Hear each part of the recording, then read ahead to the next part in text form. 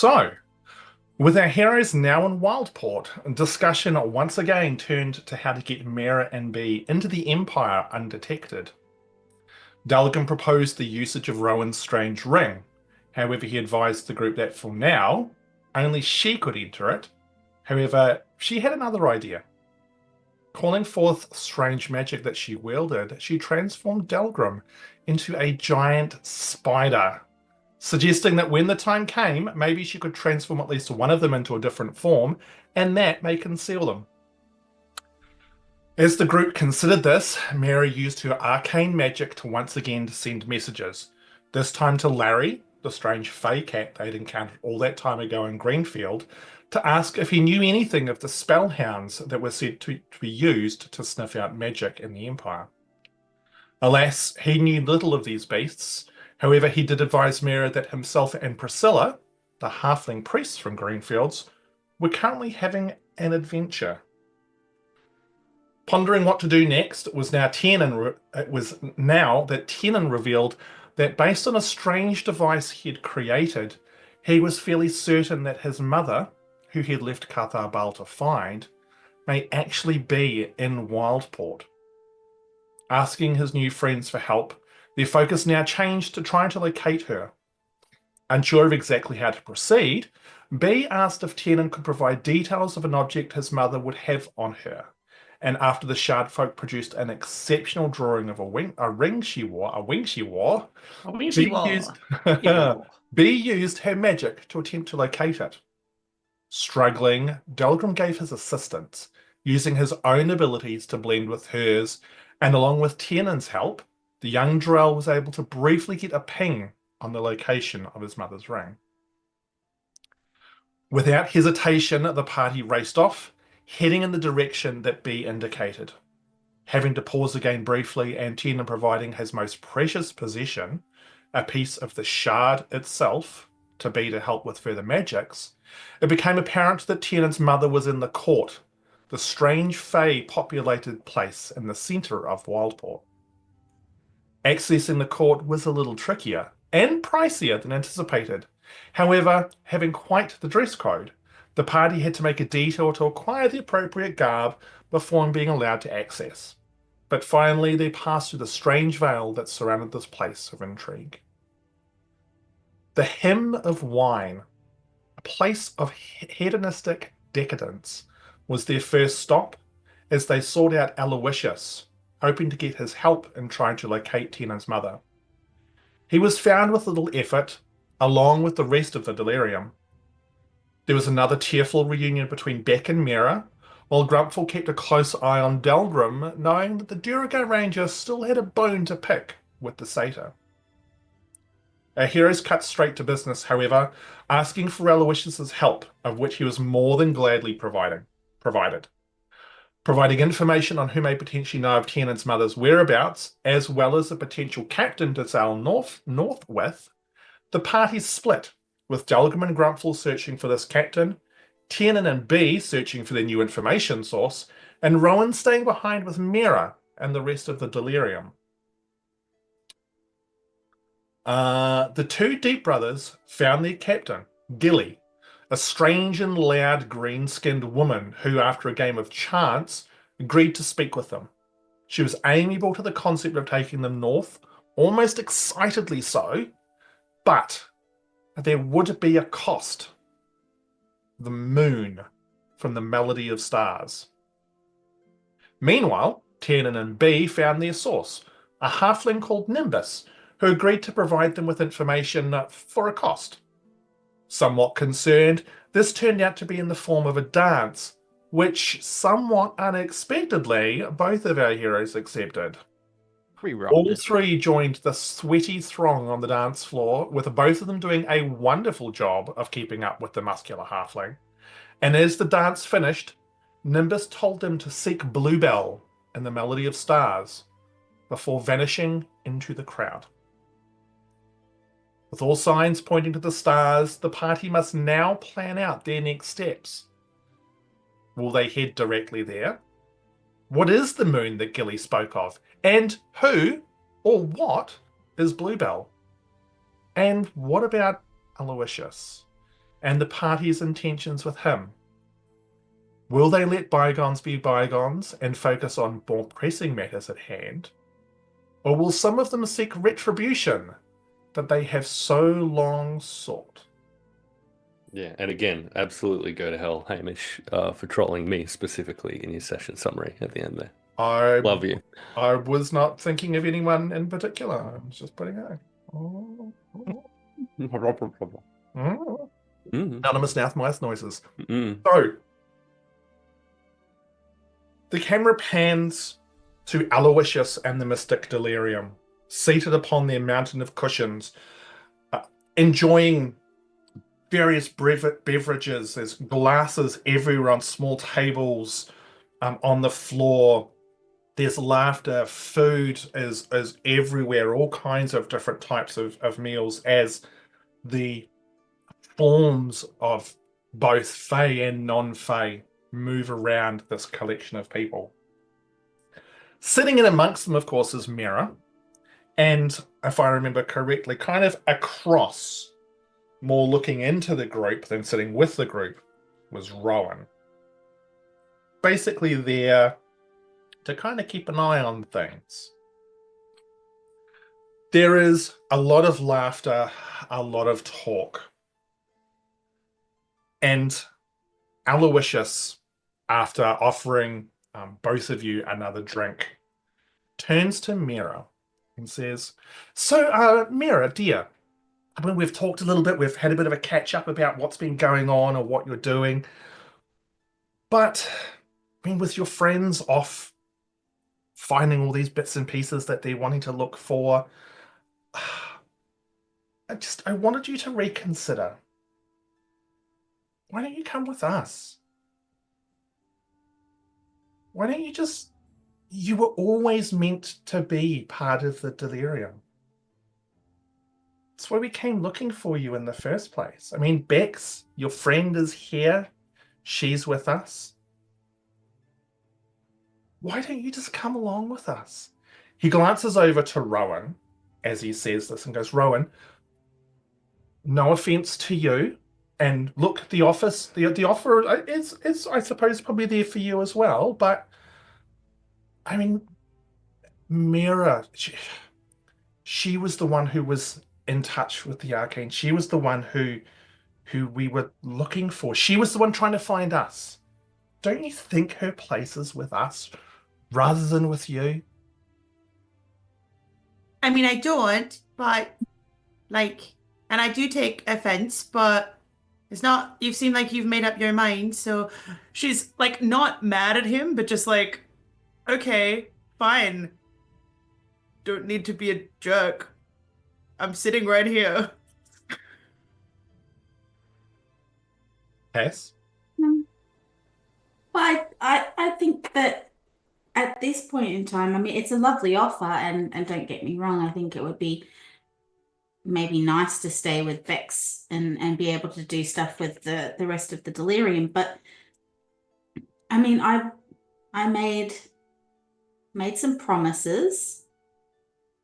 And yeah, I've also like I've got this ring now that I can't take off because of dream Reasons. stuff. Yeah. And I have a responsibility. I have to look after my people and be with this group of people because they're really nice and they've looked after me as well. And we have a job to do. Lord Esselway has given us a job to do. So I mean, thank you for the offer. And had it been under any different circumstances, I probably would say yes. Bex, who's sort of been this whole time sort of like cuddled into the side of Aloysius, like looks over to you and says, but Miera, I'm your people too. I mean, like we're best friends. We grew up together. We could be together again. We could be hanging out again. Just think of all the fun we used to have when we were growing up. We could do that, but so much more. I mean, there's so many things that we can do now, and and like Aloysius and the rest of the court. I mean, it's just. I mean, this is beyond anything that we ever used to dream about or talk about. I mean, we used to, we would sit in Sparkle Town or down by Rainbow Lake, and we'd talk about like going on adventures, but nothing that even touches on anything like this. And I get that you've got these new friends and everything, but what about me? I mean, if I'm going to be completely honest, like, and don't take offense or anything, but you kind of ditched me twice now. And you didn't even leave me a message, and that was really hurtful. And also, I have had adventures that have been pretty cool that you've missed out on. And I'm not saying this to start a fight or anything. I'm very happy to see you, obviously. But I think, firstly, to my point, you did ditch me a couple of times without any warning.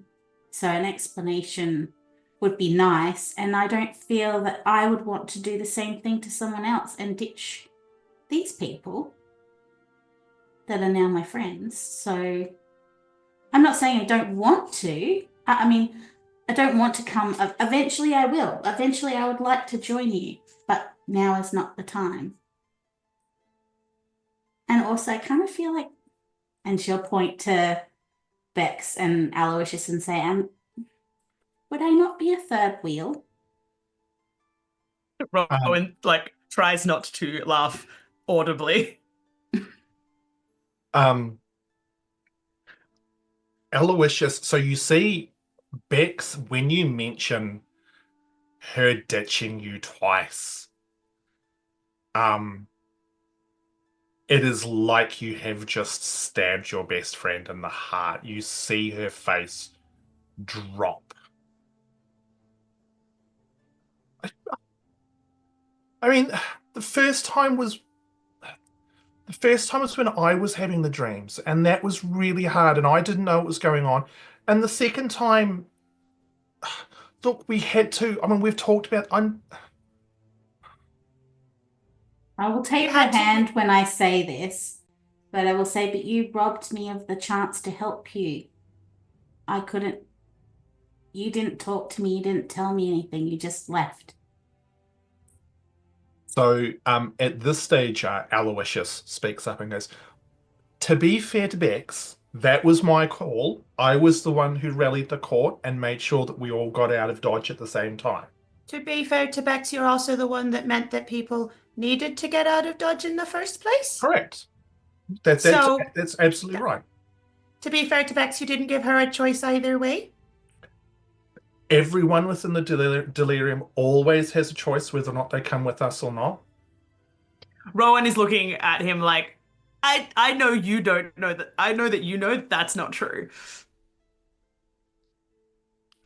Make an insight check for me, Rowan. Let's roll the dice for the first time today. Insight, because the warlock is so good at insight. Maths. Talk about warlocks are wise. Sure, yeah. She's good at range of things. 16 plus 1, I think. My character sheet is just frozen, so this is super fun for me to try and look up. It'll be with... Yeah, 16 plus 1, so 17. Yeah. Okay, 17. When you comment about like the lack of choice across the court, you can see probably only half of the delirium is paying attention. Like the rest of them are kind of like talking, having private conversations or chatting with each other. But you do see a couple of them hear that, and you do see them kind of give you a very kind of confused look. And to be clear, what I mean is that your actions meant that she didn't really have a choice if she wanted to save herself about leaving. She kind of had to leave because she was associated with you and you did something that impacted a whole bunch of other people, not just yourself. That's what I mean.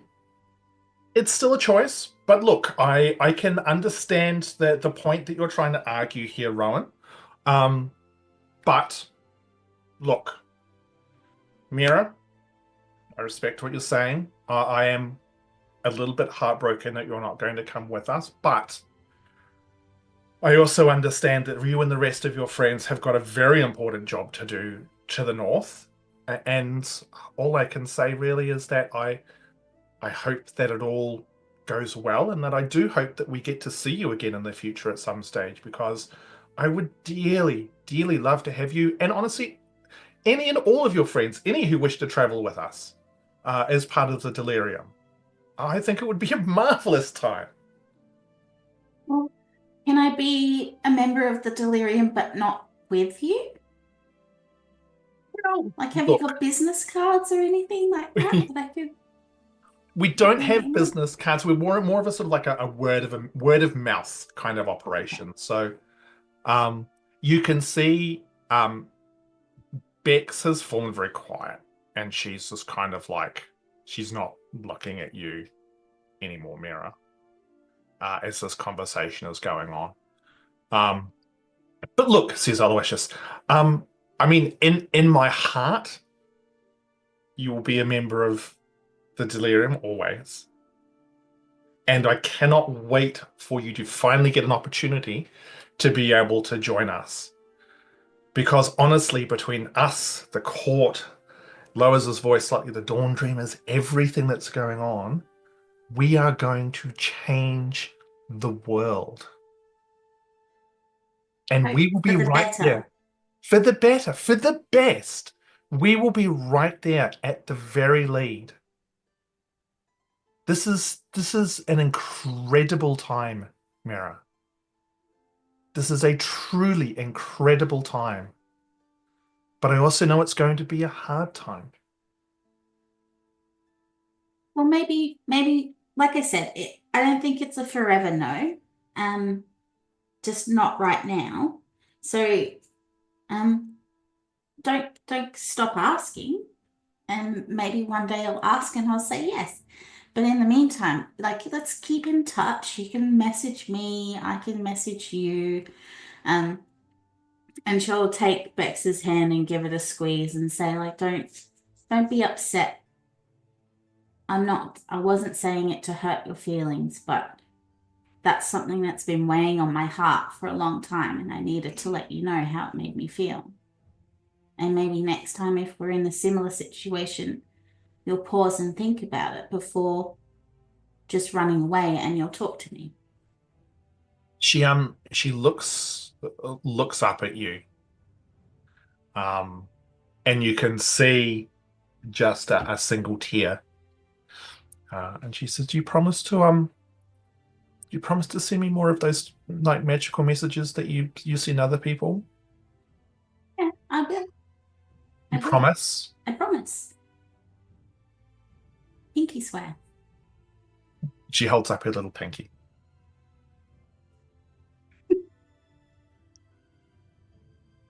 With that, the conversation lightens as the subjects turn away from the more heavy topics of the moment towards discussion around the fine food, the fine drink, the fine people, the environment. You see there are a few of the Delirium who are now dancing off to one side to this music that just floats through this large, sort of almost ethereal space that you have found yourself in.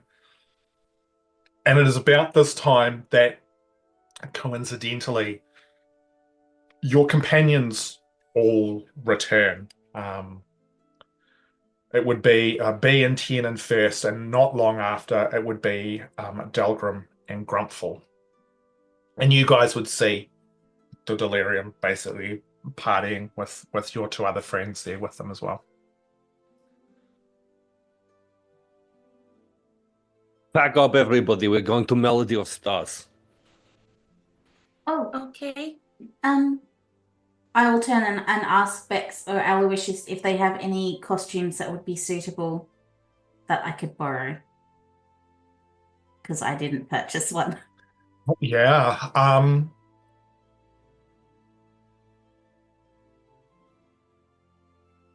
Aloysius goes, oh no, I tend to tend to avoid the Melody of Stars. Delirium is maybe not terribly welcome there. Why is that? What did you do? Look, let's just say, I mean, it's nothing terrible. If I say I'm a member of the Delirium, am I going to get into trouble? It may not be a good idea, Miera. Let's just say that I may have had a small dalliance with someone of significance there, which just didn't necessarily end in a particularly positive way. Or What were their names? fire? It's unfortunate. For once, I thought you might be useful and say that you stole the moon, because that is what we are tasked to do. We are stealing the moon, by the way. What? Oh, we got to find. No, we got to find someone called Bluebell. We can do that as well as stealing moon. Preferably- I recommend stealing moon after finding person you want to find. I feel like we should probably not still be there after having stolen moon. Oh, yes. We'll look for Bluebell first. Yes. Aloysius, Yes. who do you have a bad relationship fallout with? Her name is Lesserania.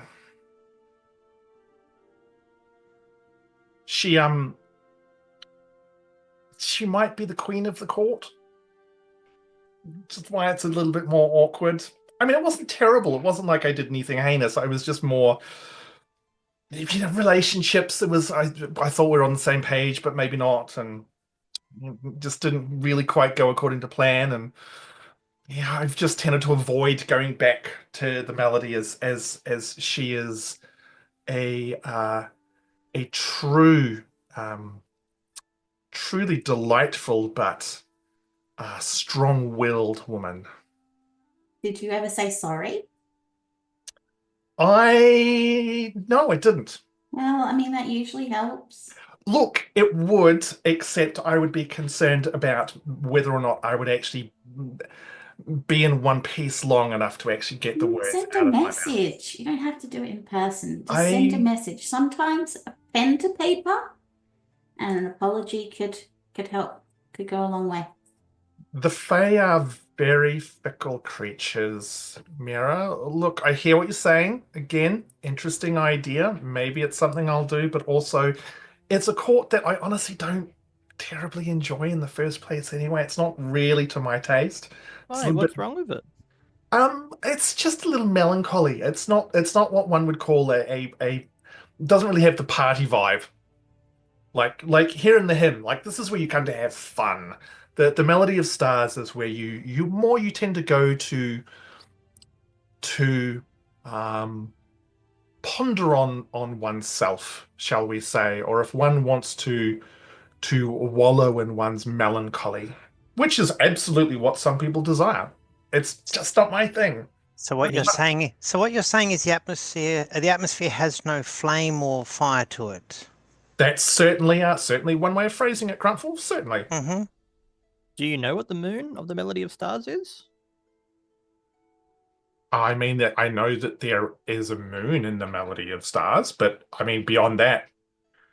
Sorry, who was it? Did Gilly ask you to get the moon? It is the price for our passage north. It seemed reasonable at the time. Okay, well, look, I mean, I'm only conscious of one moon there, which is the actual moon that hangs in the sky in the court. But An actual I'm not moon. sure. Sorry? Moon. Yes, a moon. Isn't that a dog? I thought it was an analogy for something. What exactly is moon? One of the first things I see when I came above ground was giant silver orb in the sky. What is moon? What is the sun? We're not going to go grab a sun, are we? We don't have. Aloysius just holds his hands up and he's just like, look, Gilly, like many of the Fae, it's money is something that they're generally not interested in. It's an experience. It's a thing.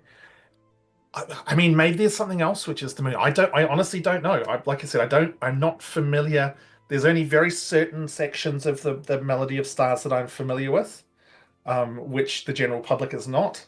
and the moon up in the sky is the only thing that I've seen. So I don't know. Maybe it's something different.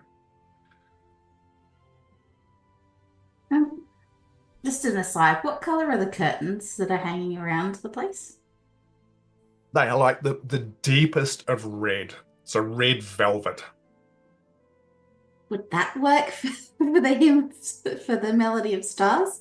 And go wrap myself in some curtains and see if that Look, suits. I Aloysius- cannot believe you are so underprepared. And Delgrim will like go into his pack, get out like the black lacy. It's essentially just an entire doily kind of shirt that he acquired for the black regal gothic place, and we just rip the sleeves off. You can do something with these, perhaps. Like Aloysius was you could see he was starting to move his hands, and he sort of looks at you as he does that. As you do that, and he's just like, right. Yes, Miera, do you have a particular kind of fashion that you prefer? I want to be the most stylish in black, so like feathers and like high neck and lots of like dark eyeliner. Interesting. Yeah. Okay, very well. And you see as he starts to weave magic around his hands, and then he just almost just brings one hand down across in front of Miera, and as he does, like starting from your forehead down, like the look of which you have just described basically just starts to transform down your body. Until you've got like the full hardcore sort of like dark eyeliner, high neck, beautiful lace gown with feathers and stuff like that. It is truly glorious. And he goes, look, I can makes a couple of extra hand gestures, and he goes, I can that will probably keep going for about 8 hours. But be conscious it's actually not clothing.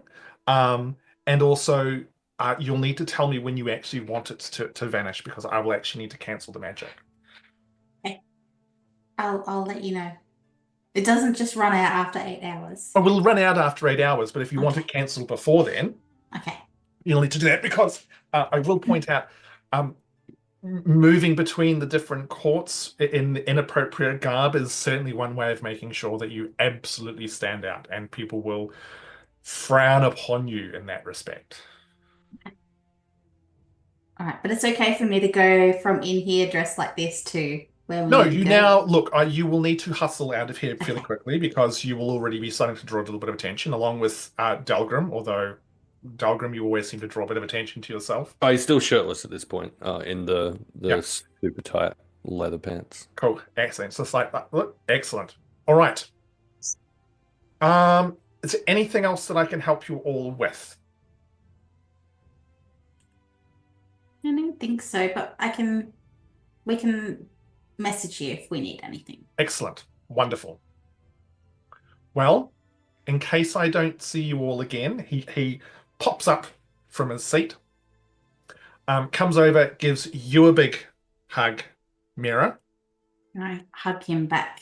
and just whispers into your ear, remember, you will always have a place with us, no matter what.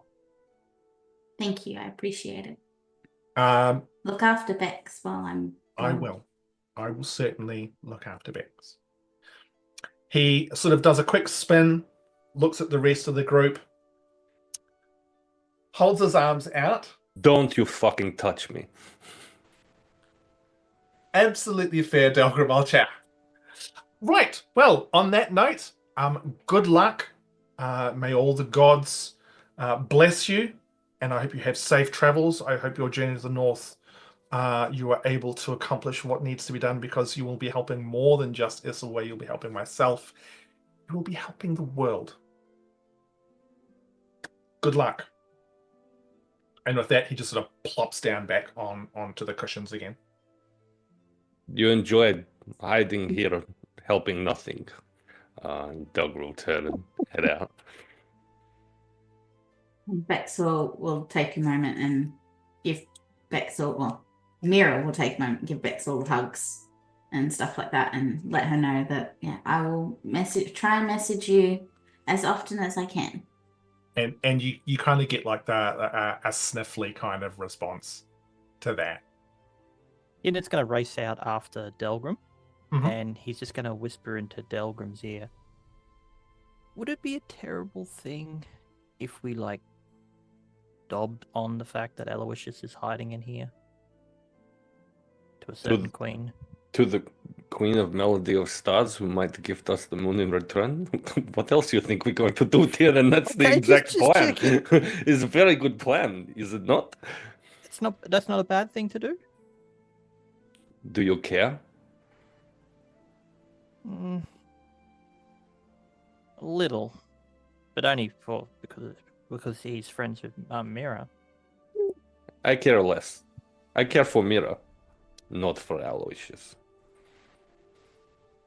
So, Grumpfel will sort of give the delirium or those that are there just a look, the slightest of head inclines, and then he'll turn and he'll leave. cool. Excellent.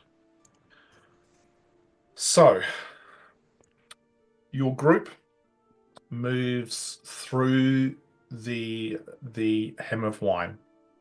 And for expediency's sake, you manage to locate the exit, and you're basically able to sort of leave and then come straight back in again after, of course, people changing. Now, the question is everybody getting changed, and does everybody have something to get changed into?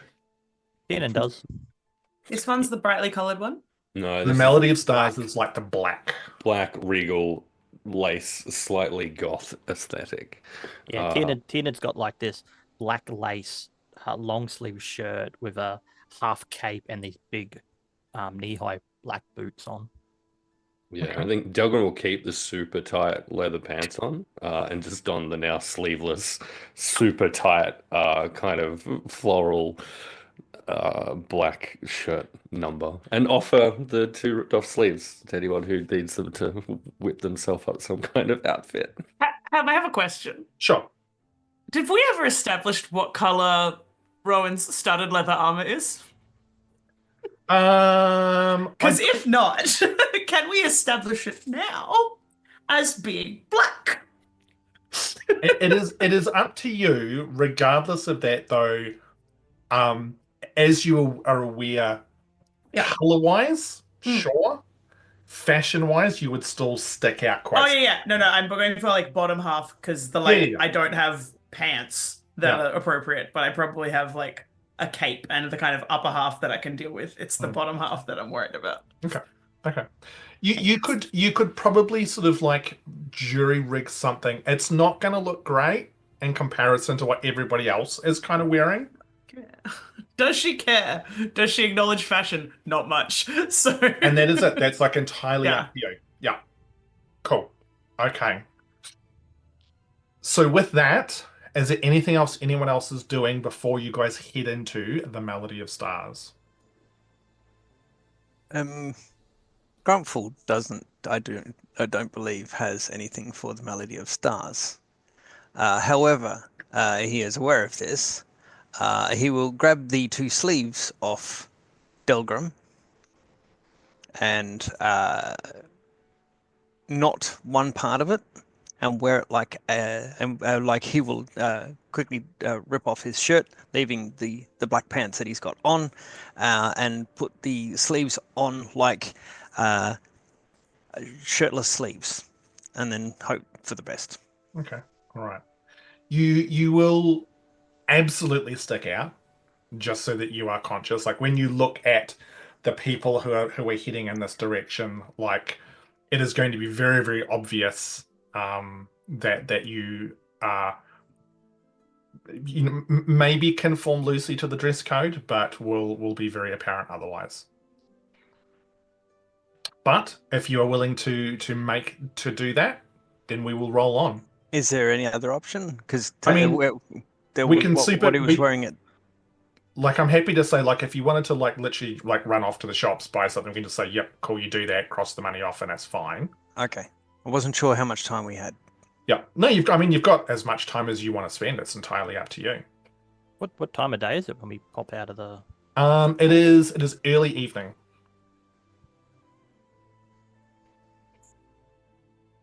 So it's up to you, Grumpfel, whether or not you want to actually go and get proper attire or not. Who else requires? I don't believe anybody else did, unless Rowan was wanting to spend some If coin. Grumpfel is going to buy clothes, she'd probably go and try and like buy something Yeah. she could wear again for other things, but she wouldn't be. She Too wouldn't worried. go unless someone else was going. Yeah. Yeah. Cool. All right. For the sake of expediency, we'll do that. Okay. You guys go super quick, so it's 25 gold each for that piece of cake. You all return, now dressed more appropriately. Queue up through the line, and this time you pass through the veil, thinking of the melody of stars. As you pass through the shimmering veil, everything goes dark.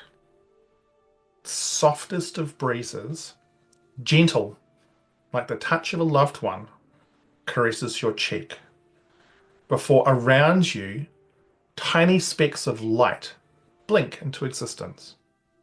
Stars, as far as your eyes can see, glittering like tiny jewels, and nestled high amongst them, a softly glowing moon.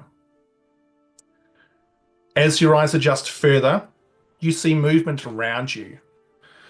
People dressed in clothing of exquisite fabric and design, but all of the blackest shades.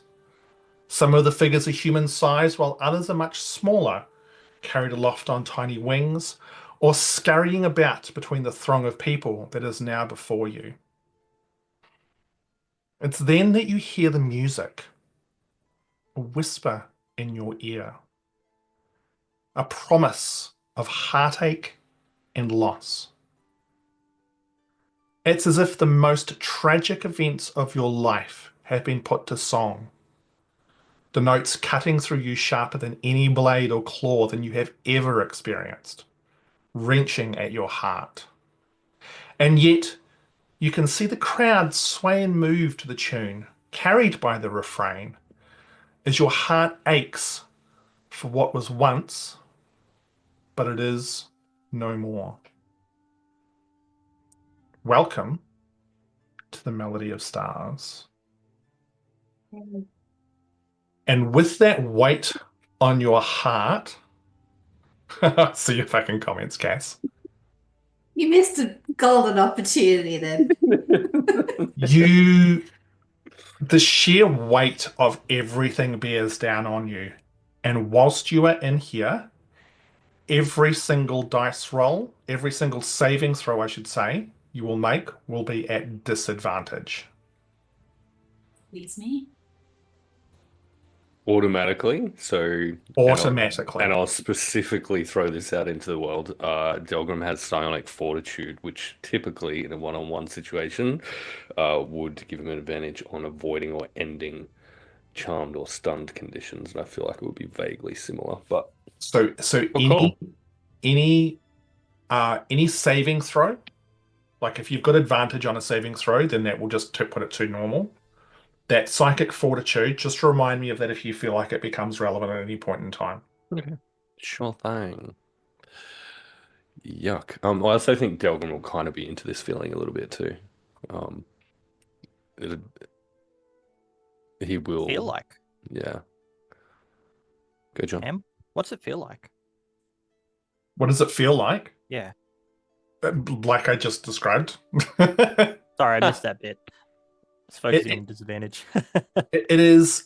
So it's what I was saying before. It is literally like the worst events in your life have all come to pass again. So it's that weight of all the bad things that have happened, all of the anxieties that you have, everything that causes you to question who you are and what you do. Rowan's hand goes into her pocket and like squeezes her rock. Like if she was somewhere comfortable, her rock would be being held in her hand like up here. Yeah. But she's not somewhere where she can do that. Who So would she's willingly not. come in here? This feels horrible. Masochists? I have not felt such sorrow for a long, long time. We We should not delay any longer than we need to be here. Perhaps it is not worthing a while to be reminded of things that are of importance to us.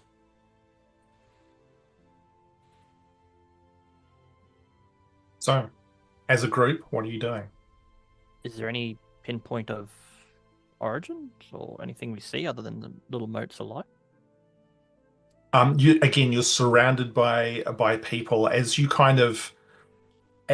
look around, you can see, similar to the Hem of Wine, there are alcoves and nooks formed by what almost seem to be like almost invisible or jet black walls or tall curtains. In some spots you can see, again, like small couches, and you might see someone reclining on one. Here it's a little bit different. One thing that you notice as you sort of move into the space a bit more through the crowds is that in some of the areas there are small bookcases. And you will see people like sitting on couches, curled up and in their finery still, but reading through books and the like.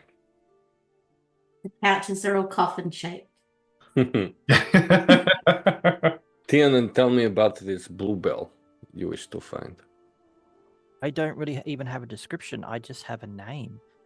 Is there any servants or something that we could potentially ask?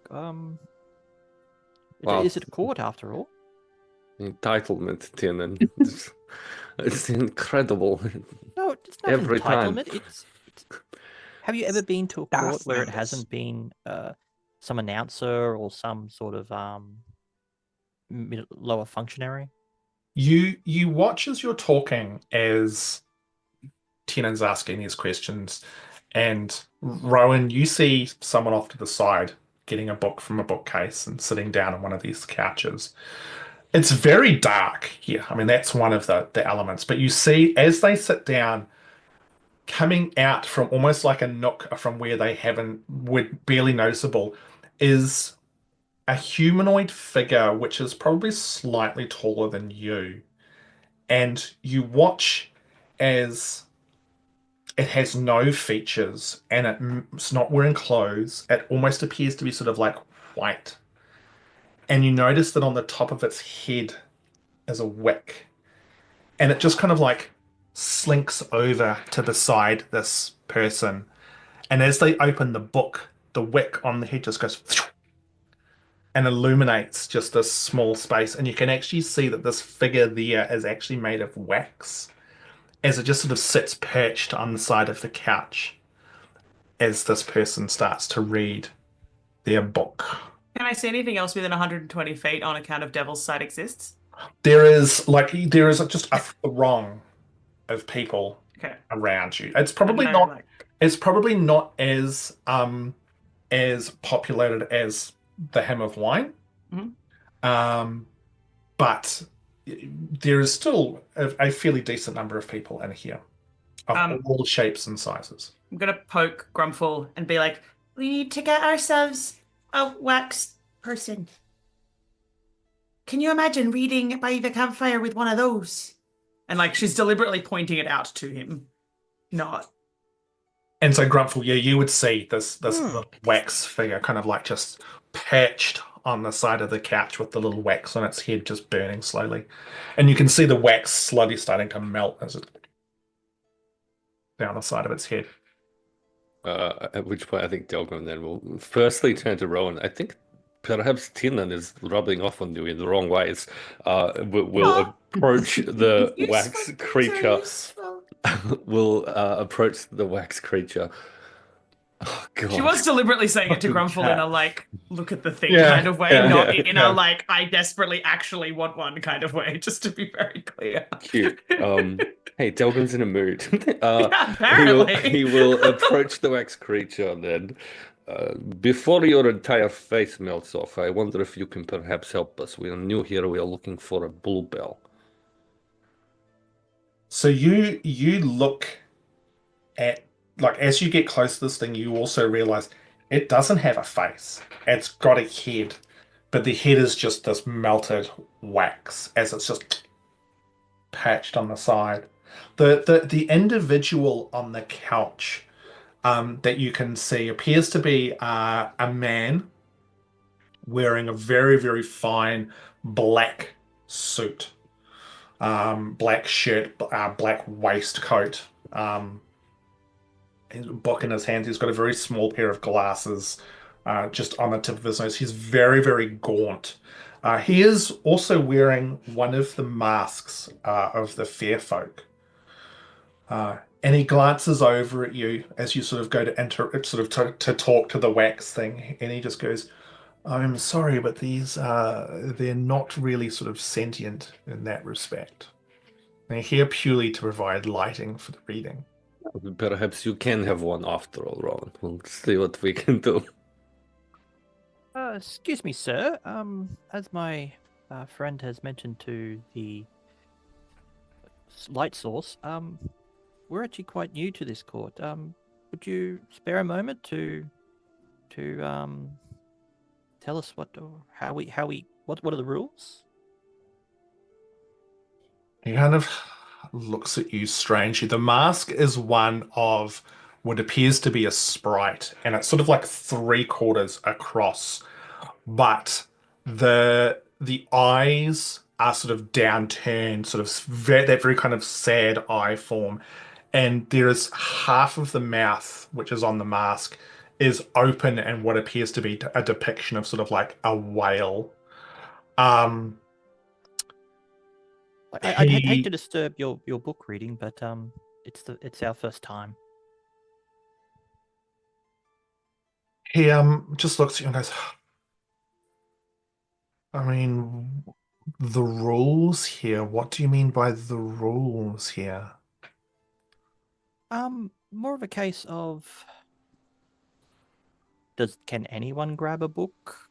Is there a certain couches reserved for others? Do these light source appear on their own? Is there people we can ask for directions? That sort of thing. The light source will appear for anyone who needs one. Anyone can take any couch or any book as long as they don't leave the court with them. And how are the books referenced? Is there an index that we could possibly find? So, sorry, what? Say that again? Is there an index? No. You just go and you find whatever tugs at your heart. Okay. Was there anything else that I can help you with? Otherwise, I would like to return to my novel. Okay, thank you. I'm just going to walk straight up to the bookcase and see what's on the bookcase. So on the bookcase, this one's very small and it appears sort of like at the side where these appear, and they're not super common.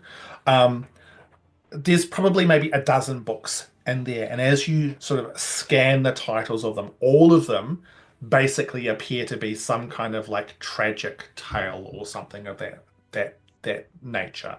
None of them appear to be non-fiction. They all appear to be basically like fictional novels of some description. Very apparent by the titles. Oh, nothing that appeals to me in this bookcase. Wander off to the next one. Unless you find a book called Bluebell, Tiernan, I'm not sure why you're looking in library. I'm just trying to follow the vibe of this place. I'm all ears, Delgrim. I do not think it is wise or healthy for us to stay in this place for too long. The weight of it is unpleasant. So what is it we want to do first? We want to find this Bluebell person. Yes, Bluebell. Bluebell first, and then we can do whatever. Then we steal the moon. Hypothetically, yes. Oh, no. Miera's gonna. Sorry, Kate. I'll let you. I was gonna say Rowan's just like half wandered off from the group, like looking at all the interesting people. So like, yeah, just to kind of keep us moving through, because she's half looking for this person that Aloysius has pissed off because he's pissed her off a little bit. So it's just more for interest's sake. So you start. But you go back to Miera and stuff. I'm just gonna wander. No, off a cool. little And bit. then Miera. Not super far. But Oh, I was just gonna say Miera will start looking up to see if she can see a moon. Absolutely. And as I described at the beginning, you can Sorry, see I up missed that. high there is a bright moon and amongst the twinkling stars. And you guys watch, like Tiernan sort of starts to head off one direction towards where he's spotted some bookcases. Um, Rowan is starting to sort of head off amongst the throng of bodies. And within seconds, like she's vanished. It's almost like she gets absorbed by the dark dancing forms that move around you all.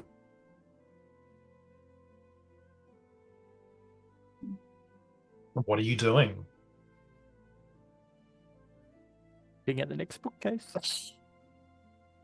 Delgrim's just going to start asking random people if they can point them in the direction of Bluebell. Okay, so you're asking that. John's checking out bookcases. Miera? Is there like a bar or anything? Sorry Not- if you described that. Not that you can see. There appears to be a lack of like beverages as opposed to what you had in the Hymn of Wine. Miera will just she won't shout, but she'll say quite loudly, "Does anyone know where Bluebell is?" Okay, all right. Tiernan, you're off having another look at another bookcase. You've got to kind of move.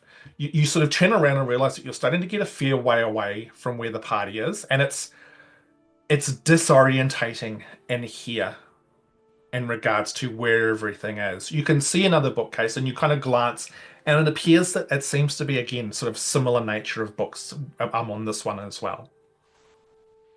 It did. Regarding the black shadows and so forth that is around us. Yeah. Is it acting like dim light? Like if I walk over to this bookcase, do I lose sight of the other party members? Yeah, absolutely. Okay. Like it's imagine a night, a clear night with a full moon. That's the level of light. Yep.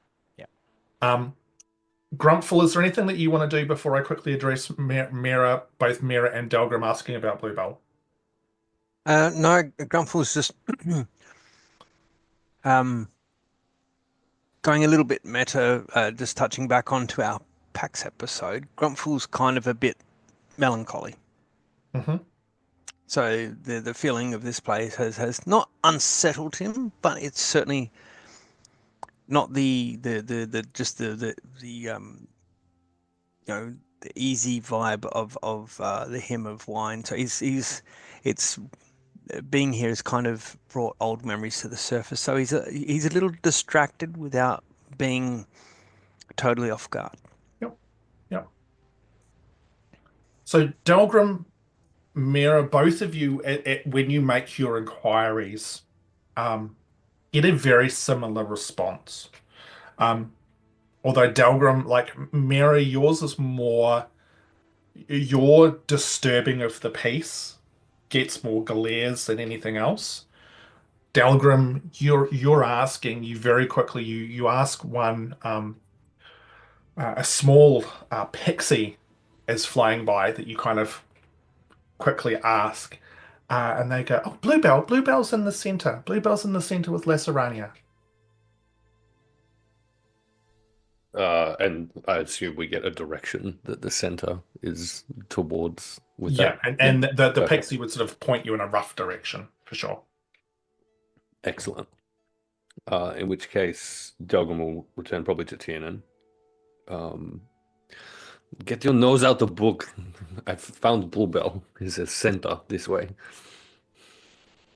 Okay. Which way?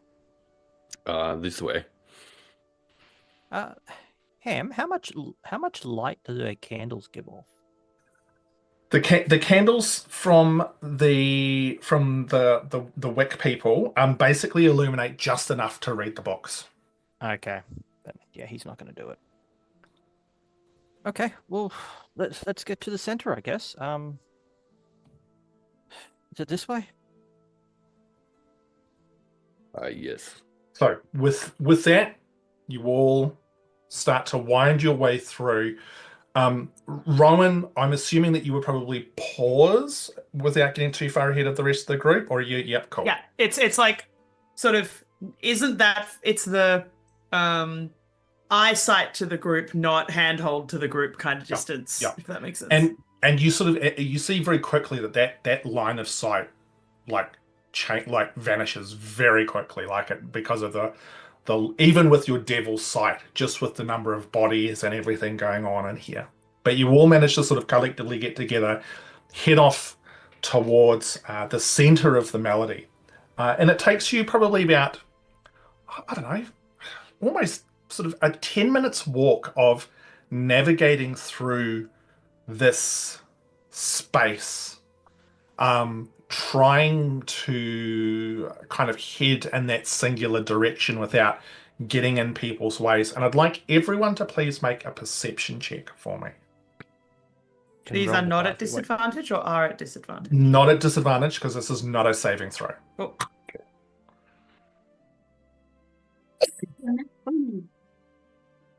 11. 11. Delgrim? 21. 21. Tiernan? 8. 8. Miera? 21. I rolled a nat 20. Outstanding. Grumpfel? 19. Okay.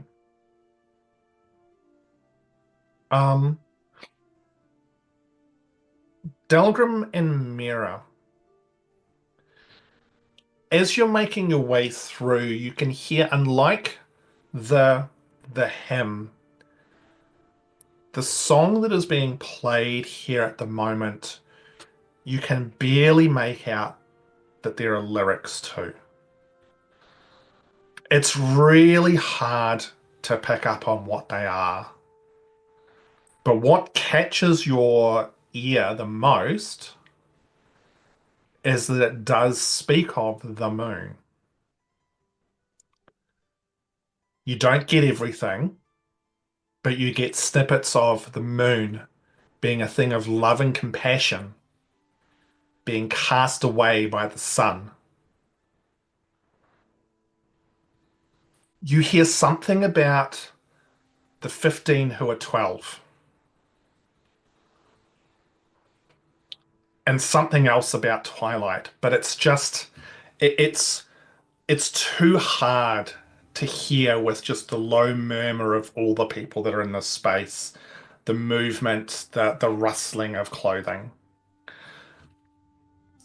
But as you're sort of focusing on that, the melody opens up in front of you into a much larger space, filled with even more slow-moving forms of its patrons. They're gliding and dancing across the open space in a very slow, almost sort of formal, structured way. Strangely synchronized in their movements. Just this sea of black lace and flourishing coattails. In the center of this, atop a raised dais, so that they can look down all of those around them, probably about 70 or 80 feet away from you, you can see two individuals seated upon tall thrones made of shiny black obsidian. The first is about just 4 foot tall. Very buxom, curvy woman with deep blue hair that falls well past their shoulders. And even with the light in here, their eyes are black and sparkle as if the very stars are in them.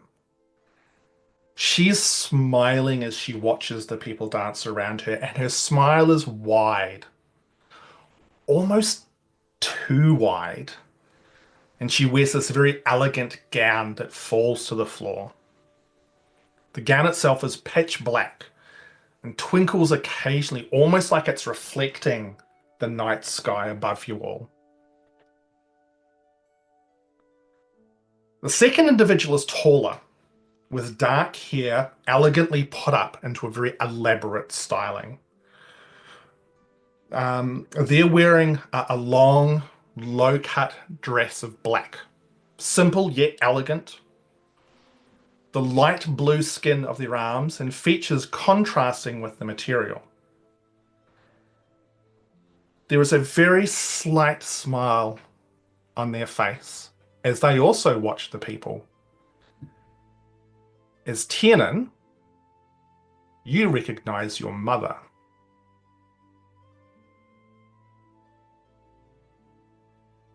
I have two questions before we enter, and then a third one. So three questions. Firstly, Ham, do the numbers either 12 or 15 have any correlation with any of the tarot cards at all? I don't believe so, no. Okay. I thought there might have been 12 of the figures. Oh, It's your world, man. You let me know. Secondly, That sound, I thought you broke him for a second there. Yeah, that was very Oh. right. Hamish's battery is just flat. Oh, you've down. reached Ham. I can't Power take down. the second question is also tarot card related.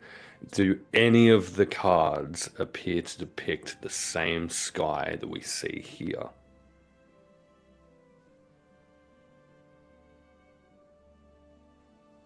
Hold the line, please, caller, while I have a look through. While you're Sure. looking, can I mention that one of the cards actually depicted a half circle of 12 robed figures? Thank you. I thought 12 was in there somewhere. There you go. There you go. When you pull out some of the cards to kind of compare notes, and you look at the sky on them, and you look up at the sky above, and as you look up at the sky above, you actually see like a shooting star scud across the arc of the whole place. Can you make a survival roll check for me, please, Delgrim? Sure. It's an 18, making it a bigger than 18. 22.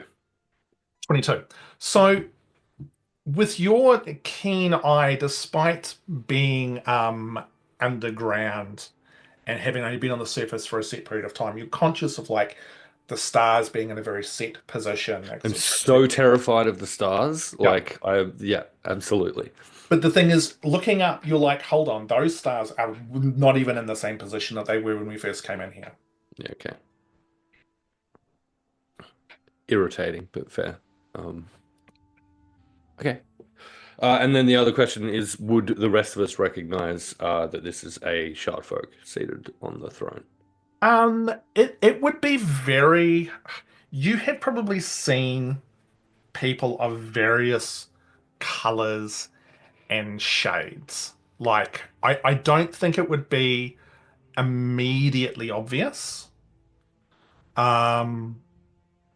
Tiernan, the question for you is, who do you look more like, your dad or your mum? Or are you a combination? Bit of a combination, Oh. actually. But Tiernan's reaction, the moment he spots his mother, he's actually absolutely shocked and stops. He's like, and he's not play acting here. He's not trying to hide anything. He's just like, Mum? And did you say there were dancers all in front of us? So yeah, so they're about like sort of 70, 80 feet away. So in between you and them, and they're like in the center of this massive open space. And there are people, it's just filled with people dancing and moving, creatures flying, creatures scurrying, elegant dresses, the whole 9 yards. All right, he's going to start dashing forward and trying to basically take the shortest path between him and his mum and waving, saying, Mum, Mum, and start waving at her to what happens. Okay. The rest of you guys see this. Tiernan heading off, straight line. How are you all reacting to this?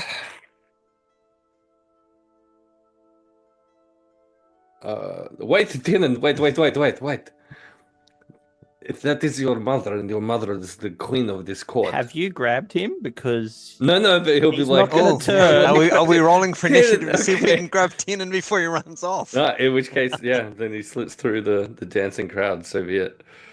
Because he's not going to stop if you call out to him. Okay. Does she turn at all? Ham? So you're calling out, you're waving. Like, are you being like, how loud are you being? Are you like shouting at the top of your lungs? Are you trying to be noticed? Is this more of a like an emotional reaction where you're saying it to yourself? What's the deal here? It's an emotion reaction, but he is calling out, expecting to be heard.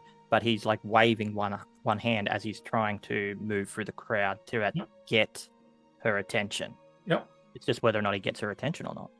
You would see both of the individuals look in your direction. And kind of like with a slightly sort of quizzical expression.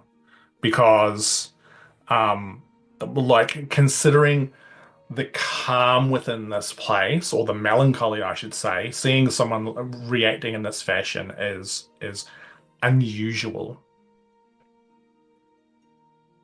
Does Mum look at me like that as well? Mm-hmm. What are the rest of you guys doing as Tiernan's like leaping and jumping and racing off in this direction? Is it obvious that there's a lack of recognition from this person that Tiernan says claims to be their mother? So imagine someone's shouting out, like when you hear someone shouting in an audience, and everyone kind of looks to see who it is. That's the kind of reaction that's being garnered. And there's a fair few people now who are all sort of turning and looking at him as he's doing this. Yeah, okay. It certainly there's no there doesn't appear to be much of a reaction from either of the individuals who are on these thrones. Okay. I think Delgrim will probably turn to the remainder of the party, assuming everyone hasn't started following Tiernan in.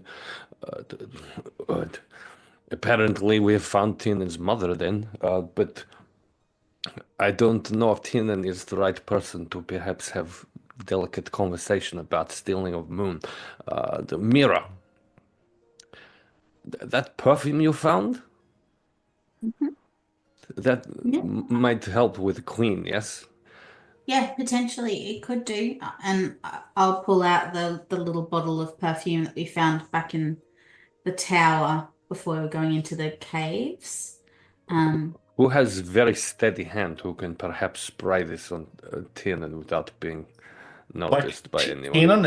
Tiernan's gone. Like you guys having this Not conversation. from here.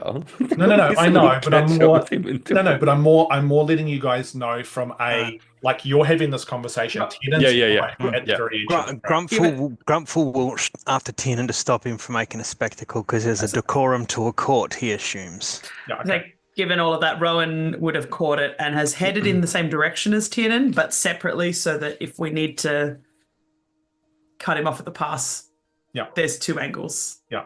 Okay, Miera, so when I say who has steady hand, I think you possibly have steadier hand than I do, or can get in behind Tiernan, and it make more sense for you to be spraying perfume, perhaps. I am naturally perfumed. I don't need to be doing this. People might notice. I could potentially help two people as well. At this stage, Tiernan, you have got almost to the very edge of the crowd, and you can see that there is maybe like a 10-foot space around the base of this dais of which the two thrones are on. Grumpfel, you're trying to sort of make your way through. Rowan, you're coming at a different angle, but Tiernan, the reaction you're getting is probably not one, certainly not the reaction you would expect from your mother. They're both, her and this other one are both sort of looking at you almost slightly sort of quizzically, but you can see the smile on the shorter woman is starting to slowly fade as you are making all of this kerfuffle. Completely disinterested in the other woman, whoever she may be. I'm just pushing my way through the crowd. I'm not waving anymore because she has noticed me, and I'm just moving forward. Cool. All right. So you get to the edge, and they're both just looking at you, and Rowan, you probably catch up moments after. Grumpfel, same thing. Delgrim, Miera, you're not too far after. Yeah, and on the way in, Ro- Delgrim will be encouraging Miera to give Tiernan a little spray with that perfume. Rowan's gonna stay like slightly off to the side, more to allow for an interrupt, to allow for a distraction, Yep. rather than having come straight in as the rest of the group Yep. are. Yep. Cool. I'm not splitting the party, just hiding slightly, using my size to my advantage. Just on the edge of like the fireball range, so you're fine. Not no. Okay. Tiernan, what are you doing? Like you get to the edge of this crowd. How far are they away from me now? There'd be about sort of 15 feet. So there'd be like the 10 feet between you and the bottom steps of the dais, and then they would be up there. Have I caught up with everyone yet? Uh-huh. I will spray Tiernan with the courtesan's allure. Okay. Quick Come in, spritz. Grumpfel will say to Tiernan, whatever you do or say, remember there is a decorum to this court. I will also, if I can, cast Enhance ability on Delgrim because I assume he may speak at some point and I'd rather be safe. So I'm going to use Eagle Splendor so he has advantage on charisma checks. Okay. His exposed arms just like ripple beautifully. And Tiernan, you get a +5 to charisma checks. Also, Alright. Tiernan, if this truly is your mother, and she is truly queen of this court, if we've caught up to Tiernan at this stage, ask her if we can have the moon. Priorities, Delgrim. Priorities. So they're both on thrones. Mm-hmm. Tiernan takes a breath. He bows to the throne Mm-hmm. and he lifts up his head, Yep. looks straight at his mother and says, "Well, I finished my apprenticeship.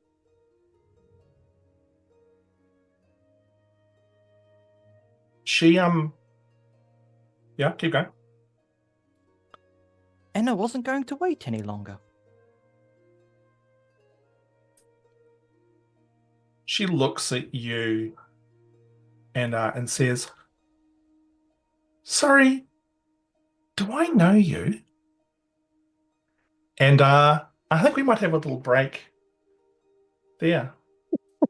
We're going to come back in 5-10 minutes. We're going to go and refresh our drinks because I desperately need a drink. And we'll see how this is going to play out. Hey, thanks for hanging out with us so far. We'll be back in 5-10. Woo!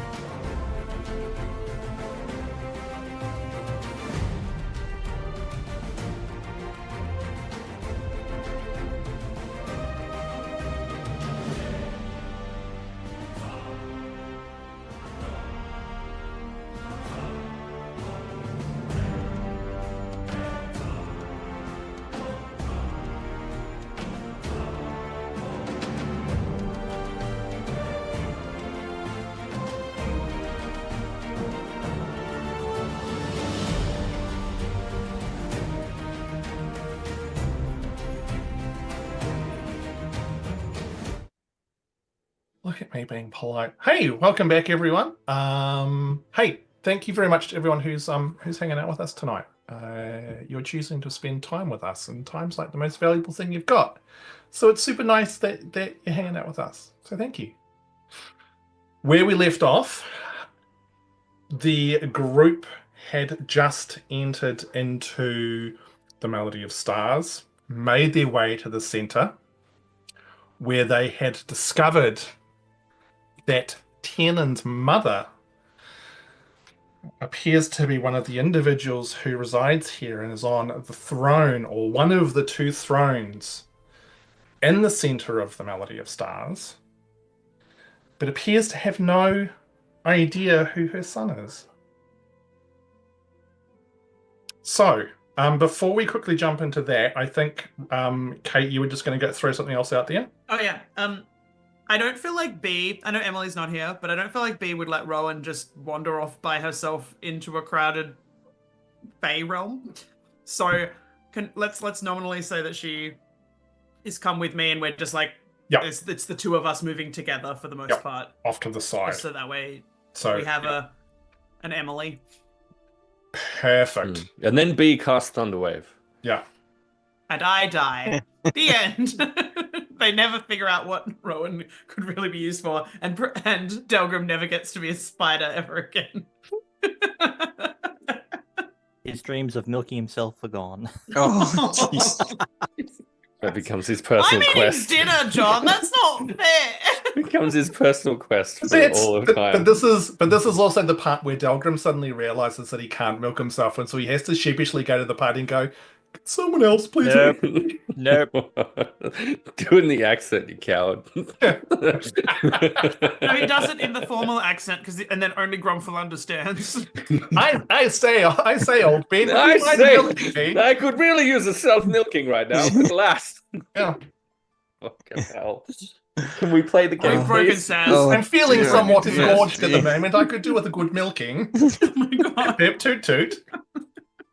You can toot Anywho, your own we're toot. like just off to the side, so there's like everyone else, and then the two of us are just like, Look at you, Kate, being the voice of Yeah. reason. So, Tiernan, Before our sponsor abandons us. keep us With- going somehow. with your mother obviously not recognizing you, how do you respond? I don't understand. No. Killian has ransacked Dad's workshop. He's taken all the notes. He's taken everything, whatever the Fast Seeker initiative is. What are you doing here in the court? So I don't know anything that you're talking about, sir. And as she says that, the short woman beside her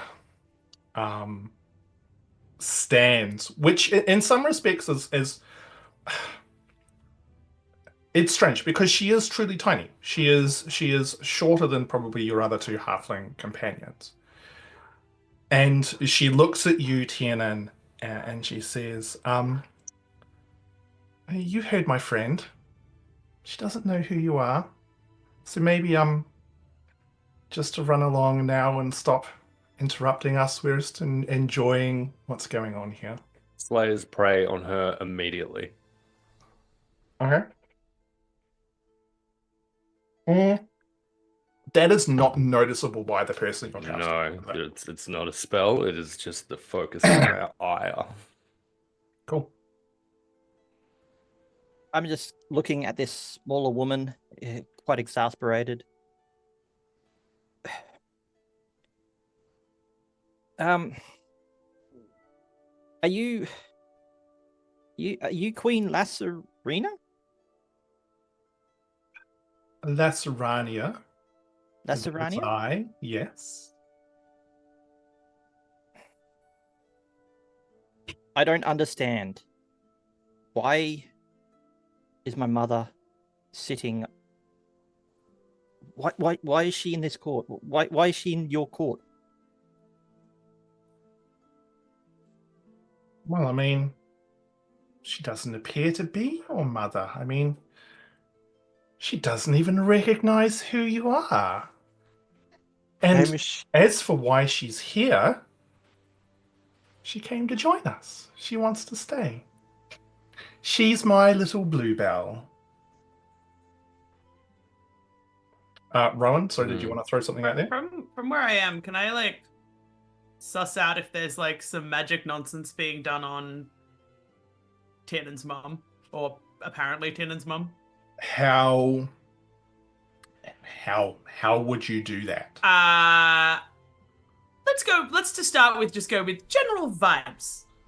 Because I am like more that thing of, because of how she's behaving. Is she behaving in a way where I would be led to believe that this is not like that there's magic going on, or is it just physical enticement or hard those kinds of same, things? but with the advantage of Faye being one of my favorite enemies. So you can both of you can make insight checks in this situation, because you are trying to get an insight into the person's behavior and mannerisms and the like. Can I add Arcana instead?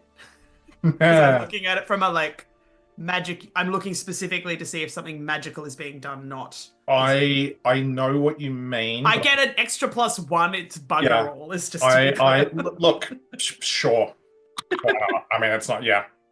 It's like 17 instead of 16. Yeah. Entirely your call about whether that makes much of a difference anyway. And Delgrim, what did you get? 14. 14.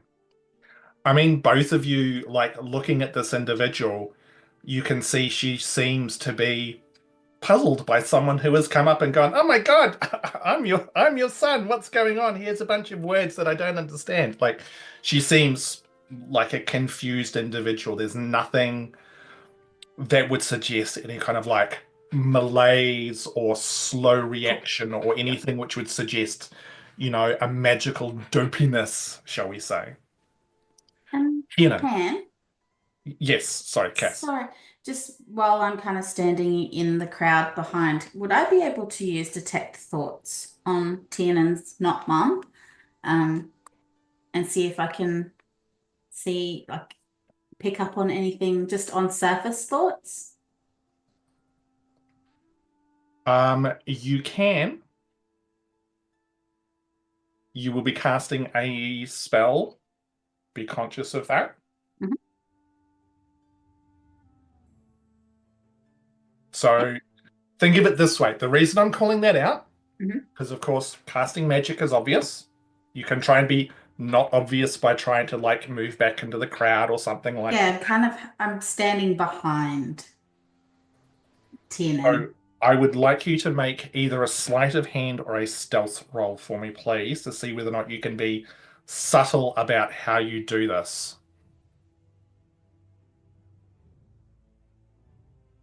Can I actually do an insight check on the Queen with what she said? Sure.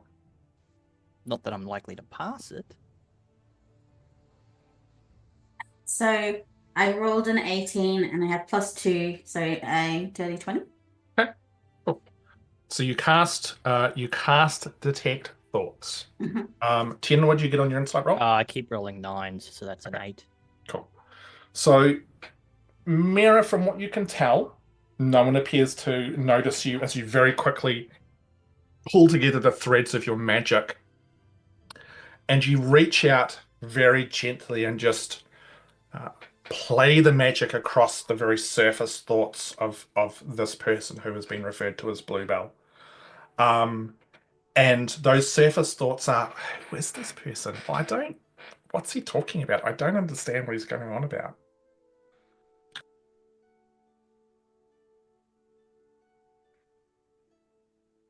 Are you sure this is your mum, Tiernan? Would you ever not recognize your own mother, Miera? Does she have a twin? So she's a guest of your court. Willingly? She's not a guest of my court. She's part of my court. She made the choice to just come here and stay. Willingly? Willingly, of course.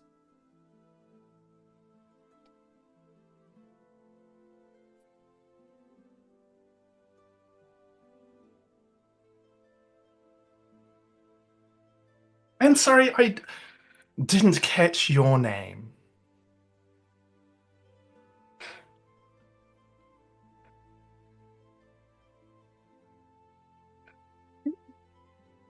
I'm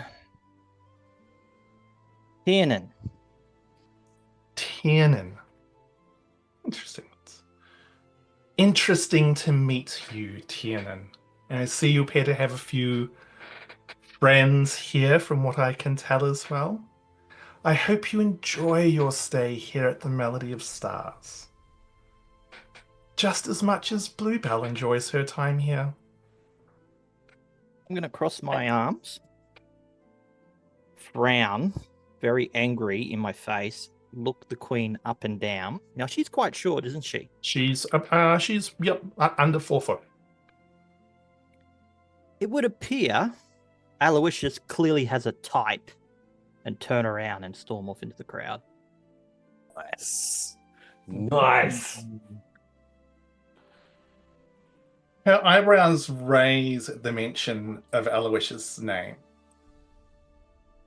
And the smile falters a tad. But as you storm off, those of you who are watching, you can see the smile grows again. Again, almost unnaturally large. As she turns and just very, very gently takes Bluebell's hand. Gives a little squeeze. It's Yeah. interesting to me that you seem to be taking such delight in this place when those of us on entry when we arrived were assailed by great feelings of morosity and sadness. Do you not feel the same way? No, I do. But to me, it is delicious. This is my home and this is my court, and the people who come here willingly come here for that very sensation. If you don't like it, you're welcome to leave.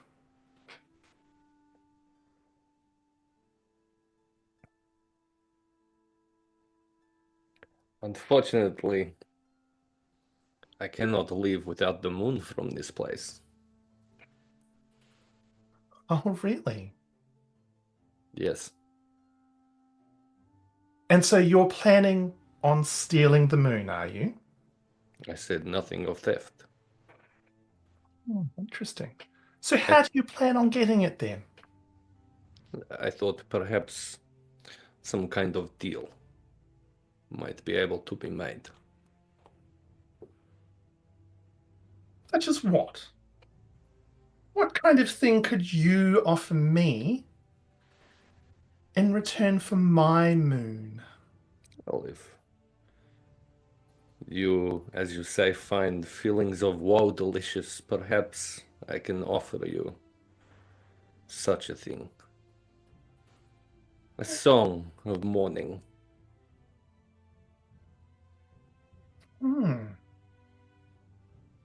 Interesting. A song. You're going to come to my court and offer a song to me that you will be payment enough to take the very moon from here? It is very sad song. Are you one of the great bards that walks upon Peldorn?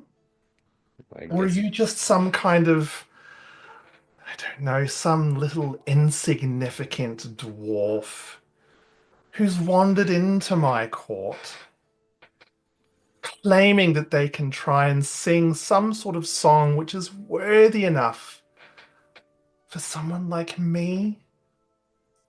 I am Delgrim Harrowfell, gloomborn, and I have lost my home. I assure you, regardless of my performative abilities, the song itself stands. I feel is something you particularly may enjoy.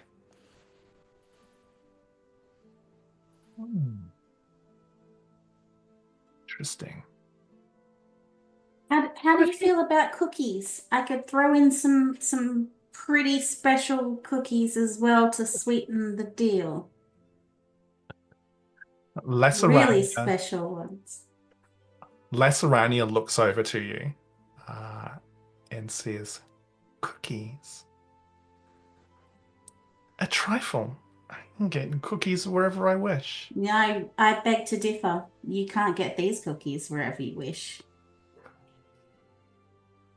It's just, my cookies are up here.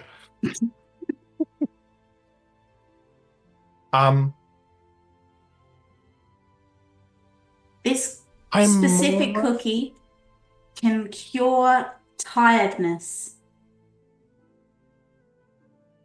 My dear, Chef's kiss. tiredness. the whisper of it. Yeah. Tiredness is something that is insignificant to someone as myself. The song, however, I am intrigued about. But what if this song is not good enough? What if you are promising me something which does not live up to what you are saying it is? And you disappoint me. What do I get in return then? You still have this song, The song won't be worthy of me. and yet it There have will be been yours. many great songs played in these halls. And yet it will be yours. A trade is a trade. I would like you to make a persuasion check. Which I believe I have advantage on, courtesy of enhance ability from Miera, do. correct? Yes. Yes. Excellent. Delgrim swearing, old Durga, look down, now look back at me. Would have been real nice if Tina didn't storm off in a half and could have made this No, argument he for only me. stormed off into the crowd. He's actually doing something. 17 plus nothing. It's a 17. Okay. Once this is going on, Tiernan, you said that you're doing something. What are you doing? I would like to cast Detect Magic on my mother, but I'm doing it in a try to hide doing it. If there's people around, walk behind them. Try to use them talking to the Queen as the distraction. So make a stealth or sleight of hand check for me.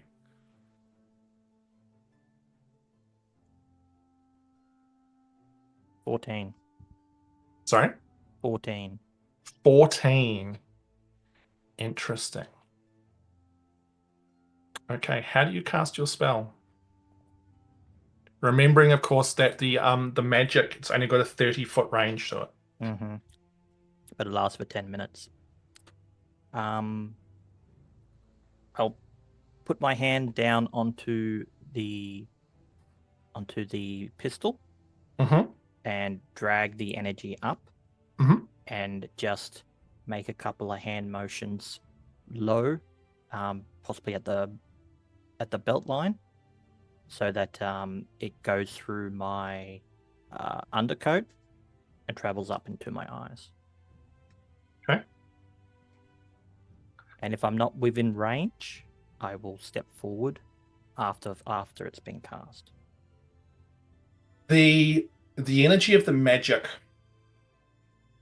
kicks in, and it is almost sensory overload as everything around you appears to just be awash in magical energy. It almost to the point of being painful trying to actually sense stuff. You can't get an idea of anything specific. It's just this tidal wave of magical energy. Can I try to focus my thoughts or my sensory to solely on my mother? Yeah, absolutely you can. And it's still, like, even from, like, her, she seems to be awash with magical energy. Every single person around you appears to be awash in magical energy. And even the types of magical energy are a muddle, an absolute blurring. It's like trying to listen to a small child whisper and a crowd of 1,000 people screaming in pain. Is it clear that well, I guess so everyone we see, Yep. including members of our party, Yep. all being bombarded with this? Are they like that they are the source of the magic? It is you can see that aura of magic around everybody. It's And like all the same. it's all the same. So you can sense magic, and it's like it's meant to be like a visible aura and stuff like that, and it's just everything. Hmm. What's the school? It's like it's almost incomprehensible. Like I said, it's too much to actually take in. It's every school all at once, but no school at the same time. It is sensory overload. Like white noise. Mm-hmm. All right.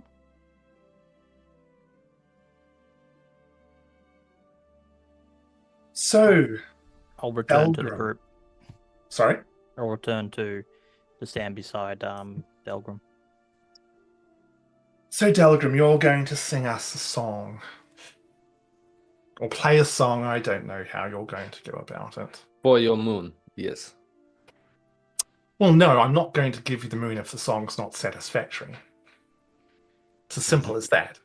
And again, you still have this song, so if you do not give me the moon, what else do I get? May I recommend, perhaps, that your companion here, if you are not satisfied enough with my song to give me the moon, then perhaps give us 5 minutes with your companion. Free from Are you coming into my this place. and trying to demand things from me, Delgrim? It is merely suggestion. Certainly not the way you're phrasing it. A song of such tragedy does not come for free.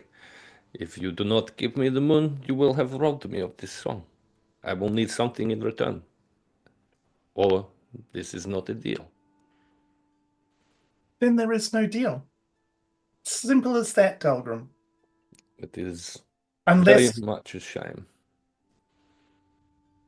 I will not take any song. You could be some street peddler who's going to hum some pointless tune to me. I'm not going to give you my moon because of a piece of waste like that. I assure you, it is much sadder than whatever this tattle is I can hear in this place. Delgrim vanishes. Whoa! What? You insulted a fae, dude. What do you expect? Do they start looking at the rest of us? She What looks kind around of- at the rest of the group. Excuse me, Your Highness. Where has our song, our bard, our famous singer gone? Oh, I've just reduced him to what I feel his worth is. We're just gonna look at the ground. Make a perception check. Is he a spider but tiny? Oh, I rolled that. Oh, I rolled that one. I can roll again. Okay. 12? Well, you can't see in the dark, can you? No. You don't. No. There's people moving. Like if others want to try and spot where Delgrim's gone, you can make perception checks. Given I am queen of disappearing at a moment's notice, like Make a perception check. I might as well make a perception check as well. dirty 20. 19. 11. For the briefest of moments, Rowan, you can see what appears to be a slug moving across the floor very slowly. Can I, using the fact that I am small and therefore have what's the thing where I am tiny and therefore can use the naturally stealthy Yep. effect? Yep. Can I like scooty scooch, grab the slug and scooty scooch back to B? Piece of cake. I have slug. Yep.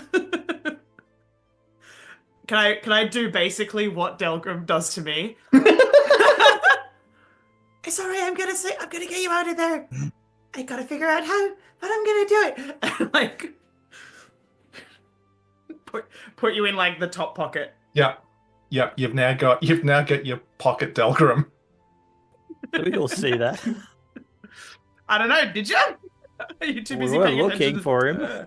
Yeah, I mean, you would see Rowan race over and pick something up. Yeah. Now, I've also gone back to B, just to be clear. So B would also see me with a slug, whispering at the slug, and then putting the slug in my pocket. and B's just like, I'm not ready It for doesn't- any of this. Don't This worry, is don't worry about it. Later, not now. Feels like a not now. Feels like a later, not now. Grumpfel will step forward. so. As you step forward, Grumpfel, Lacerania sees you take that step forward, and she goes, "Do not vex me, gnome."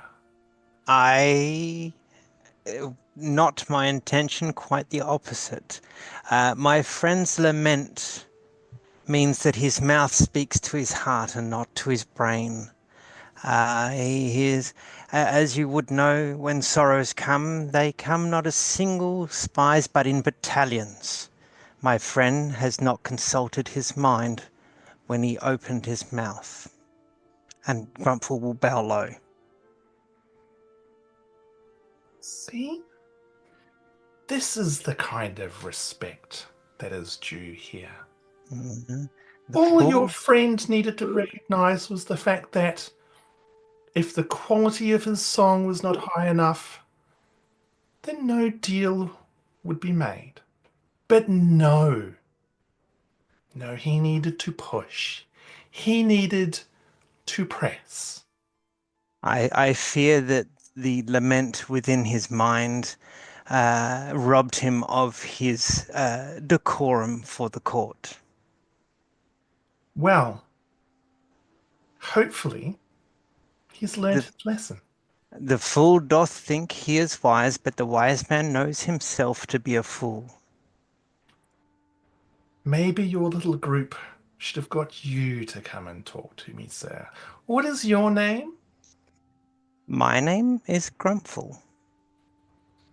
Now, Grumpfel, is there anything I can do to help you?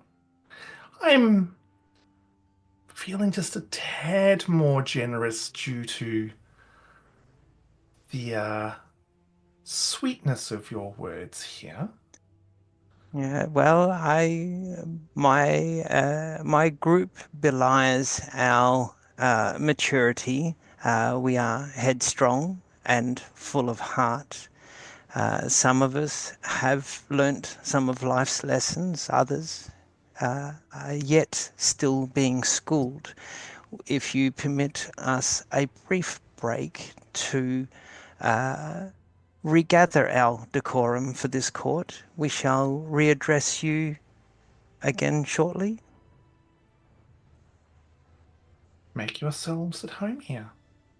Thank Find a you. nice quiet corner, find a couch, sit back, relax, maybe just wallow in the melancholy of the I have, if I may interrupt, I have wallowed in melancholy for far too long. That's why I find myself outside of my established home, helping where I can to ease the melancholy of others. Melancholy should not be discarded. It should be learnt from, but it's not a well thing to dwell with melancholy. Well, my friend Grumpfel, maybe the Melody of Stars is not the court for you. You are still welcome here as long as I are thank polite you. and courteous. I thank you for your welcome. I'm not without melancholy, but I found that I have had enough of it in my life to know that it is not something to be discarded, but not something to be dwelled upon. Well, enjoy your time here as much or as little as you wish. Thank you. And if you would like to confer you or any of your friends again, feel free to approach, but make sure you show the appropriate decorum. For I my would not be as nice next time. I thank you for that. My deep kin would be more approachable to the court if he was in his former assemblage. So, what is the party doing now? Being a slug. Well, Yeah, Grumpfel's waiting for her to hopefully to turn him back. No, he's still Slugrim, as Miera has dubbed him. Slugrim. Slugrim. Throw him in the air, be Skyrim. What are you guys doing? If I am to help my friend with his decorum, I would need him to be in his former assemblage so that I may converse properly with him. Please. Make a persuasion check for me. Oh God, that's not one of Grumpfel's Hearing you ones. do that, Rowan's going to take him out of the pocket because she doesn't want him to burst forth alien style from her chest. So she's just going to like... What was your hold after? it. Persuasion? Oh Is God. the slug in a little sleeveless black number? Did all of Wow. clothes fall off the slug? A leather Rowan pant. Rowan and me have just been like standing there drawing little pictures so that like they can show him later what he looked like. The persuasion check, Grumpfel. 12. 12. Oof. Keep him away from the salt. No, I think salty your friend can stay in his new form for a little longer.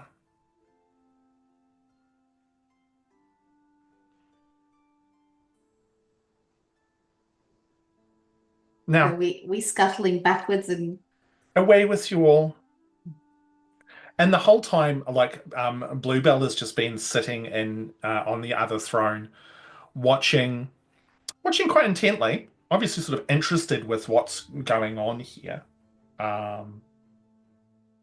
Not like looking like, amused or finding the thing funny or anything like that, but just sort of watching this interaction.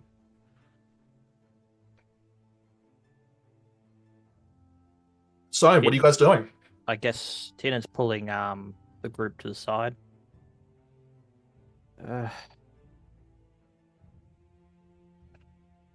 What's going on? That is definitely Mum. I don't need to be a member of the Fae Court to know that that was going sideways very quickly. I realize that, and I'm a little bit rattled, but is she under some kind of spell? This whole place is just... I can't even sense... All I sense is magical energy everywhere. I've never been to the Fae realm before. Have any of us? No, but I knew someone who had, and they told me one thing. Be careful. We were fine in the Hymn of Wine, but here, I think we were that. That was like the worst trading deal I've ever been part of. Well, clearly, if that is your mother, it is my mother. Something has beguiled her.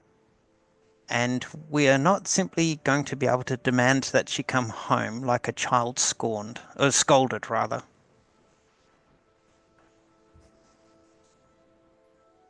Well, how do we free her? I'm open to suggestions. Given that B and I are not currently with the group. While you guys ponder that, Rowan's gonna hand B Slugrim. And just for a second. I Just didn't for realize just how second. slimy he is. Like, I know, but you can do the thing with the cleaning because you did it on the cart.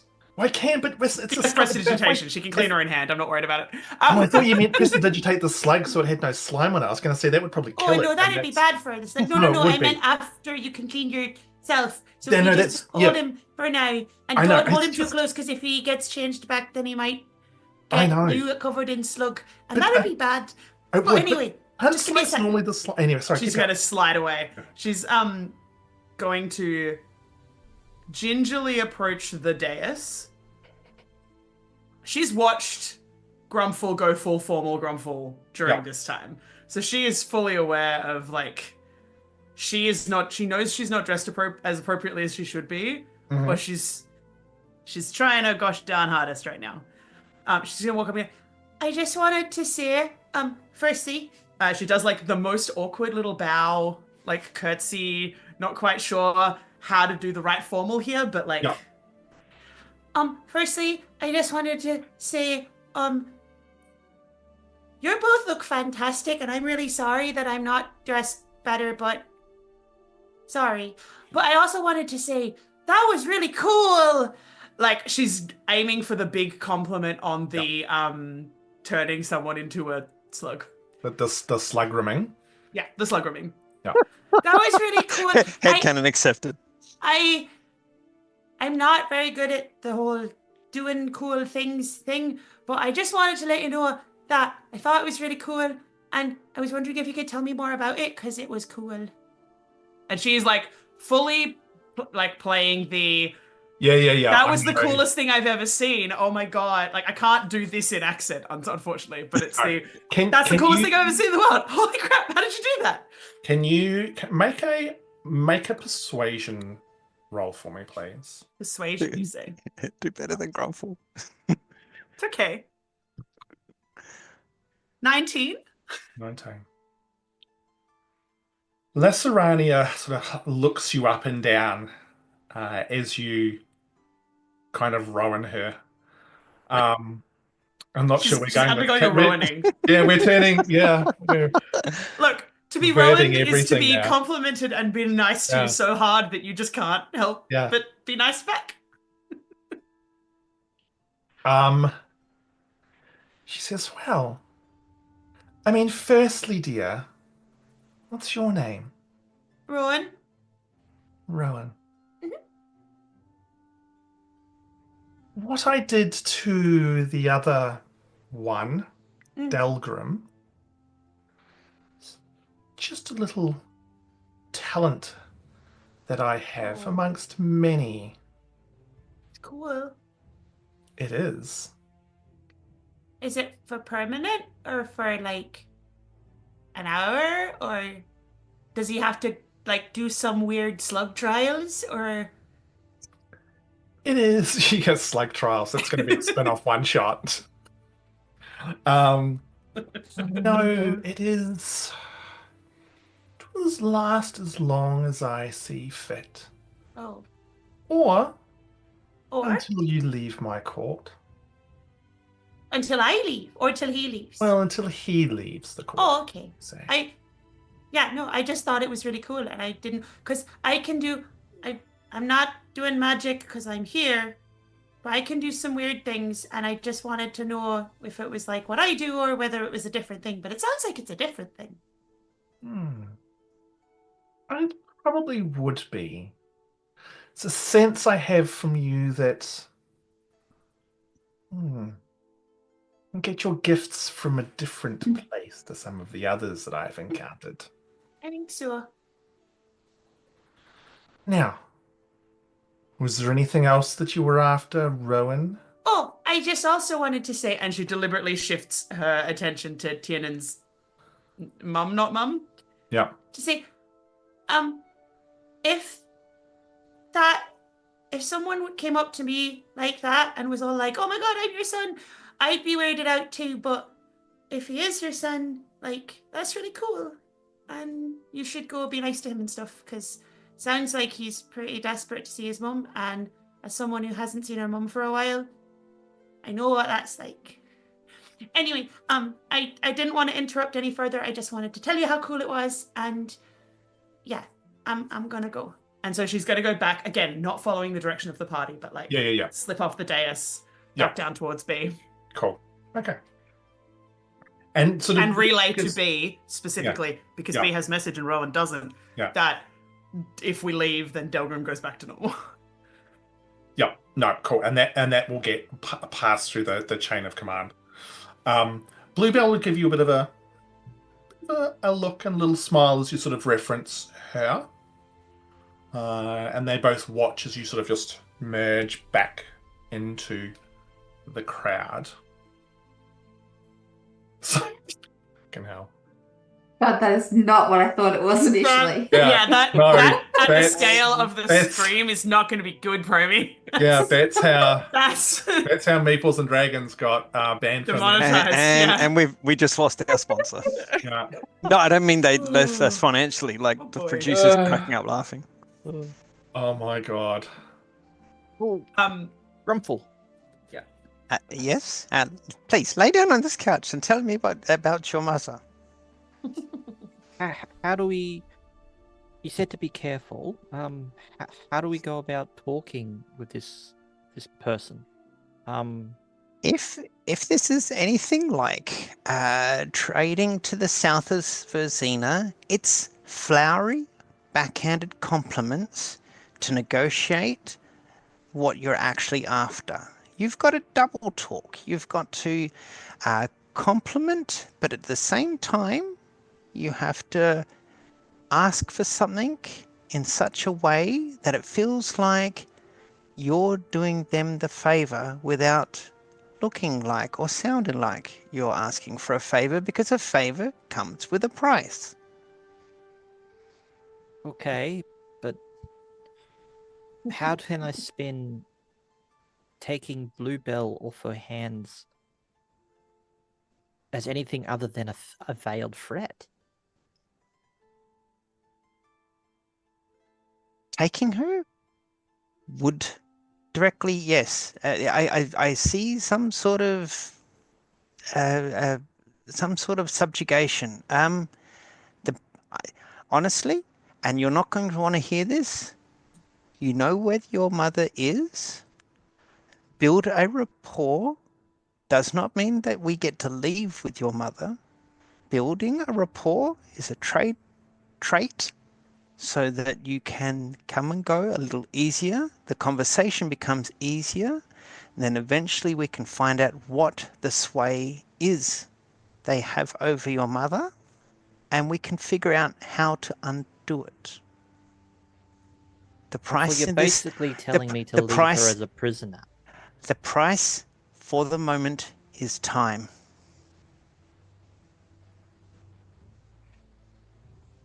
That is an old trader's assessment. So I have to smile and nod. Welcome to court. Not just a fey court, but a court in which you wish to strike a deal or come out with the upper hand. You've got the wrong brother for this. Just my assessment. Tiernan, before you found your mum, you didn't know where she was. Did you think that if you found her, we would take her with us north, or?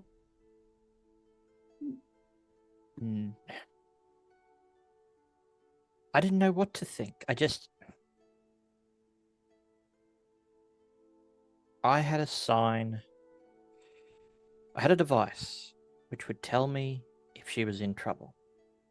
And has it told you she's in trouble? No, it gave a completely different reading. One which was beyond the design specs of the device. I mean, I know it would be, it's hard it's hard that she didn't recognize you and that there's something not quite right. But I think Grumpfel might be right. We can't really take her where we're going. She I doesn't don't want to look take her. injured. I don't want to take her where we're going, but I'm not leaving Wildport until she's free. Could you notify someone else in your family of where she is? He's unreliable. Hamish, we can quite clearly see that Bluebell is a shard folk. Okay. Yep. Now that you're sort of, now that you've sort of met her, you've understood things. Like you can see the similarities between Yep. like her and Tiernan. Yeah. Like it's obvious now. Yeah. I will apologize to the Queen for my outburst. But other than requesting a price for my mother's freedom, do you have any other suggestions? I tried to have a look in her mind as far as I could without causing anyone to notice, and there wasn't anything there that would suggest she was panicked or concerned about her situation currently. She was wondering who you were. All magic, this whole place, Miera, everything is under a spell. You are under a spell right now, as am I, and everyone else in the group. The Queen blinked her eyes, and Delgrim turned into a slug. Did she wave her hand even? Did you see any semantic or verbal components? You can't do something like that? Mm-hmm. Then my thoughts for this is physically, we're not going to be able to kidnap your mother. Financially, we're not going to be able to buy our way out of this. We have to go with emotionally, okay? And my thoughts is, like I said before, let's build a rapport. Let's apologize. Let's say you miss your mother. This is the first shard folk that you've seen. It's only the second shard folk I've ever seen, but it's the first shard folk you've seen in quite a while. And the resemblance to your mother was uncanny. Just say, look, you apologize for your outburst and you miss your homeland and wish on occasion to visit the court and converse with Bluebell. Build a connection that way. I have no idea how long this would take, but the more comfortable they become with you, the more likely we are to find out how we can undo what is being done. I'll be honest, I don't like it, but I've got no other idea. I'm not saying I like it either, my friend, but it's the only thing from someone who used to do help with trade caravans before this new path I have in front of me. In my experience, I mean, take my advice, leave my advice. I will not be offended, but no. that's just a thought that I have. I am well and truly out of my comfort zone. This is very different and very new to all of us. But if anything in my life has taught me, you need sometimes to stop, take stock, and figure out what is the next step. And that next step may not be one you are comfortable with, but it's one that you've got to rationalize that that's all you've got. For now.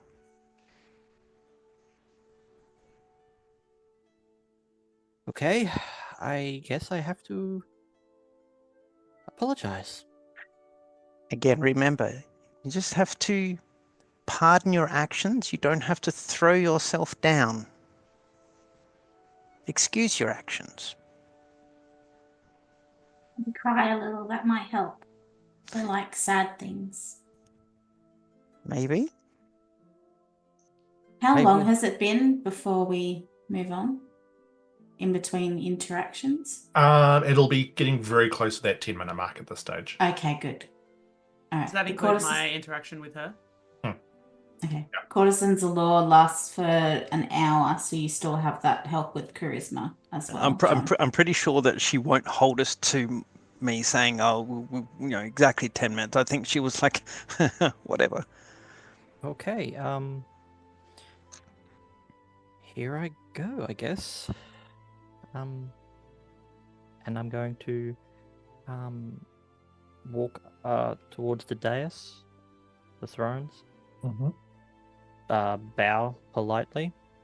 So and, Lacerania is back on her throne, mhm. and she sees you walk up and bow, and Does that she? overly large smile. Sorry, Hamish. Does she make eye contact with Grumpfel at all? No, she's Okay. very focused on Tiernan. All right. Promethean is having too much fun. Oh dear, dear, dear. I Dear. I humbly ask, a gracious queen, for you to excuse my behavior.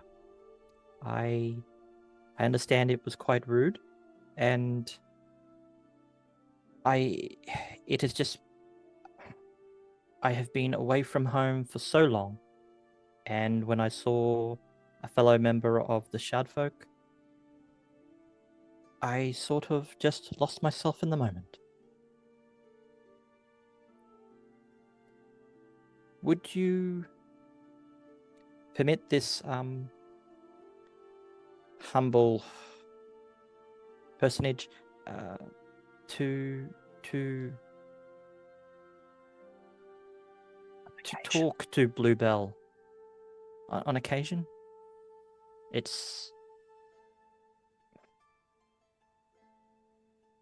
Everything seems so foreign down here off the rock, and a familiar face would lighten my heart.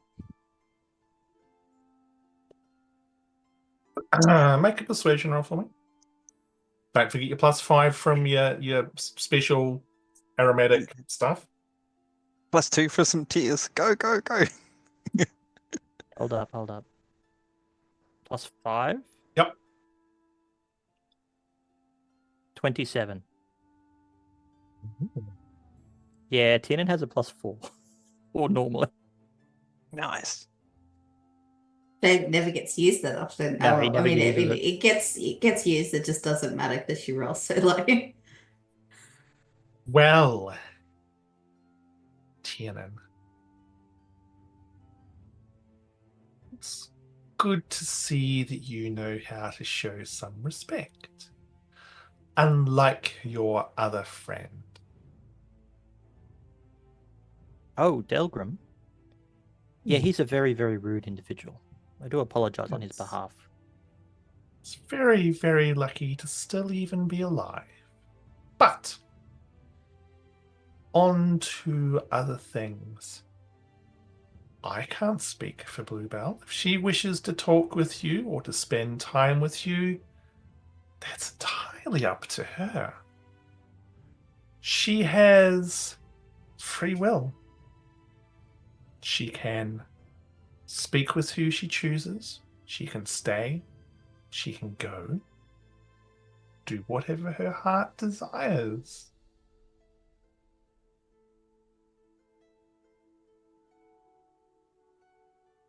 Well, Bluebell, I direct my question to yourself.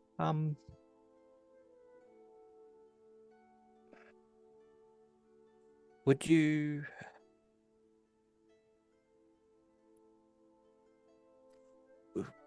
be kind enough to grant me the grace of your company? She studies you for a moment, and she goes, well,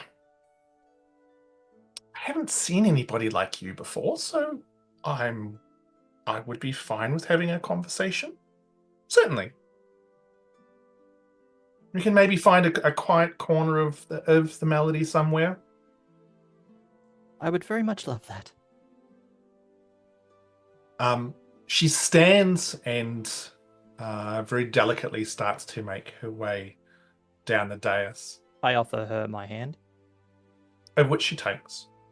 And Lacerania says, now, don't get up to anything too foolish there, friends. Don't try anything silly that might put any of yourselves in danger.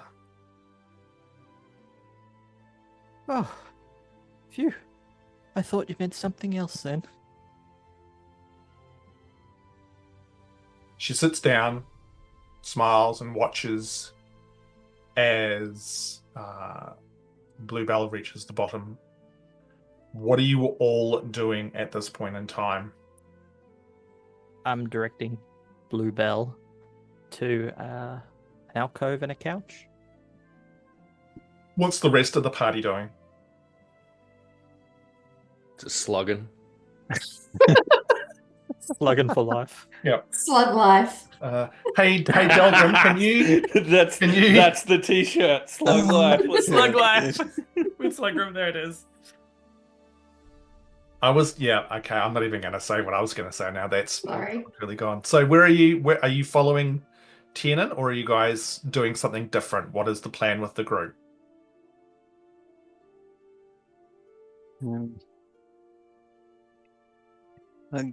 I get the feeling that Grumpfel gets the feeling that Tiernan's going to be okay talking to Mum/Bluebell. So Grumpfel's just going to hang around the bottom of the dais a little bit more, just in case. A, just to sort of scope out what's happening, but B, if he needs to run interference on her ladyship to sort of throw a few more sort of gilded words at her. Mm-hmm. Cool. Awesome. Rowan and Miera? I think B and Rowan would move towards where, like, keeping the party together, but not together, if that makes sense. So sort of trying to keep a similar... In the vicinity. Yeah. Yep, cool. Miera?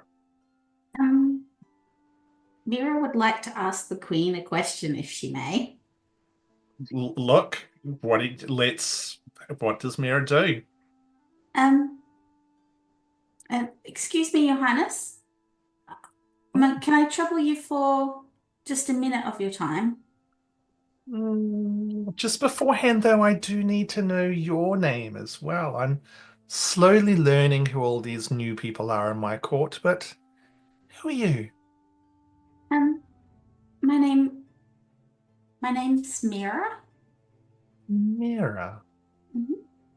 And how can I help you, Miera? Before we came to the court, I'm new to town.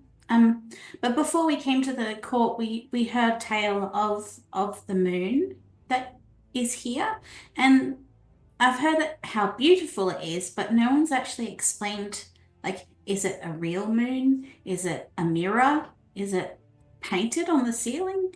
All I know that is that it's beautiful, and I thought maybe you could tell me about the moon that's in your court. Make a persuasion roll for me, Miera.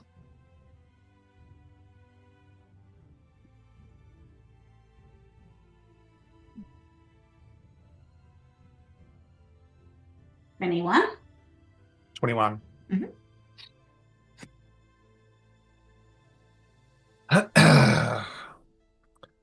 Lacerania glances up at the moon and glances back down at you.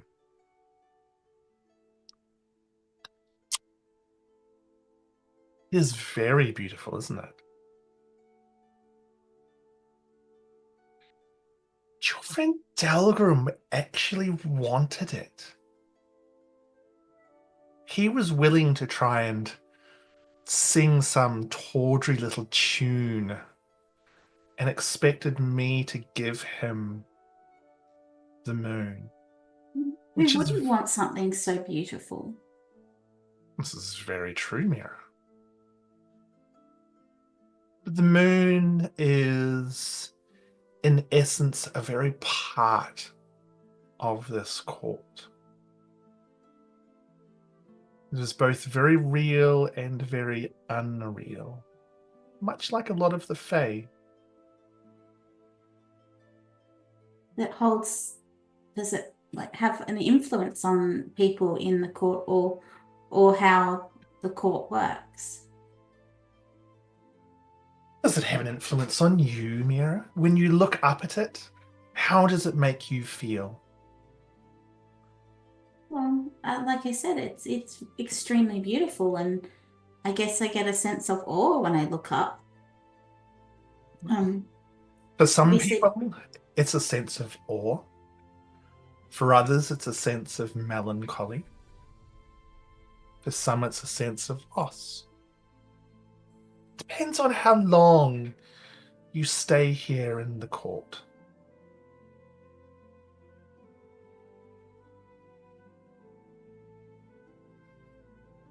Now, I just want to check, though, Mhm. and be very careful with your words here, Miera, and with your heart. Are you wanting to take my moon as well? Me personally? Yes. Oh, no. Now, my question for you Mm. is Miera lying about this, considering what you have been quested with? Or is she speaking honestly? Well, I mean, she specifically said, did she personally want to take it? I personally don't want to take it. Delgrim wants to take it. I'm happy to help him, but I personally don't want to take the moon.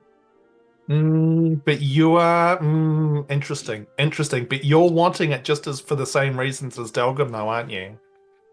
I don't know what Delgrim's reasons are for wanting the moon because I wasn't part of the discussion. I only heard that he wanted to take it, and I'm here to help because I'm a team player. So personally, no. I personally don't want to take it, and Miera fully believes that. She personally doesn't want to touch it. She doesn't want to take it, but she wants to be able to help her friends. Lesserania studies you for a long moment. Her black eyes locked on yours.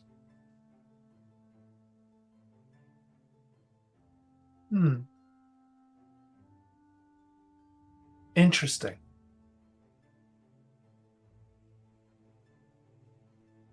Well, maybe have a talk with your other friends. Convince them that the price for the moon is significantly higher than what has been offered, especially when that offer is something which is promises and whispers.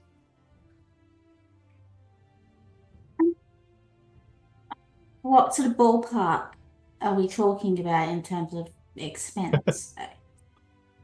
It's much more than a song. Would a dance and a song A tempt dance you? and a song. This is no hymn of wine, Miera, where trifles are given away by quick feet and honeyed words. I would demand the highest of prices. Let me ponder upon this and return to me later. I have one more question just before I go, very quickly. You seem very, very concerned about someone taking the moon. Has that happened in the past? No.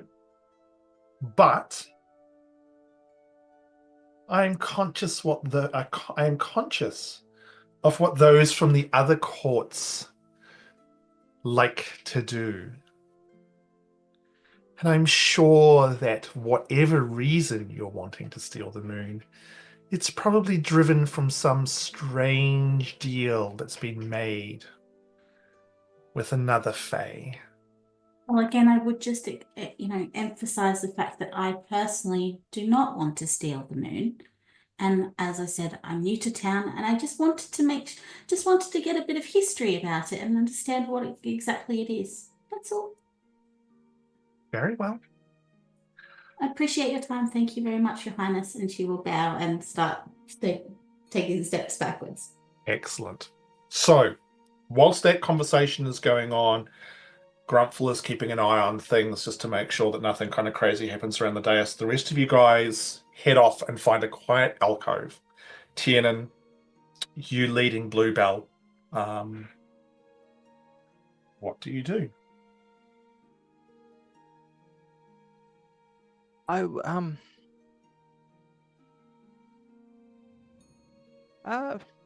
So Bluebell, have you been in the court very long? She sort of nestles into the corner of the couch that you guys have found. And she says, "Oh, been here as long as I can remember. I don't know. It's hard to tell here. Like the passage of time is. I don't know. It's strange. It's like there was a before, but I don't really recall the before because it was unimportant.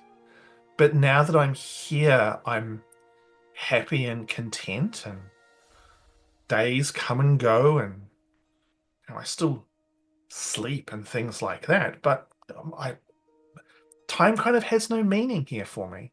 I'm content. It's nice. Well, what do you get up to in the court? I read books. I watch those who come and join the dances. It's enthralling watching all the people interacting. Lacerania has got a lovely piano that I do enjoy playing at times. She herself is a wealth of interesting conversation.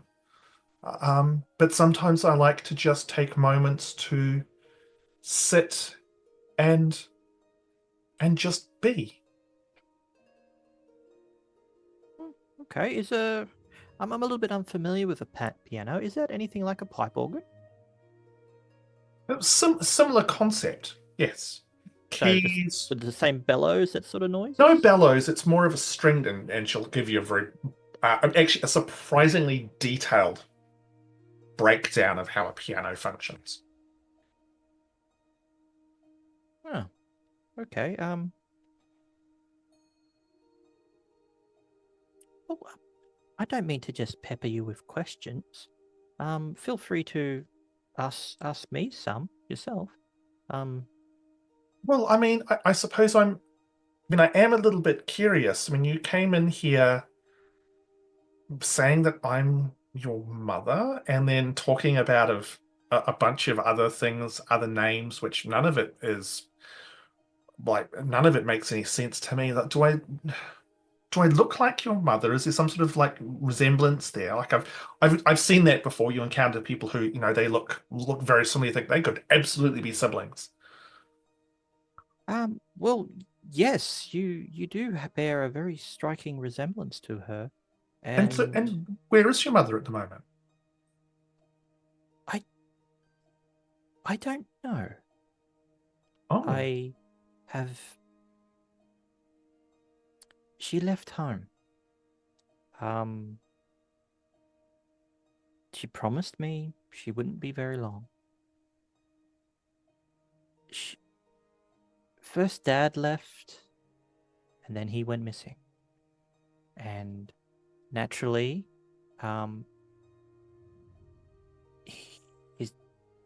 he was coming back at irregular intervals, and then he stopped entirely.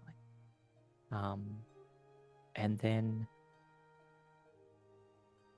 my mum, her name is Kian, by the way.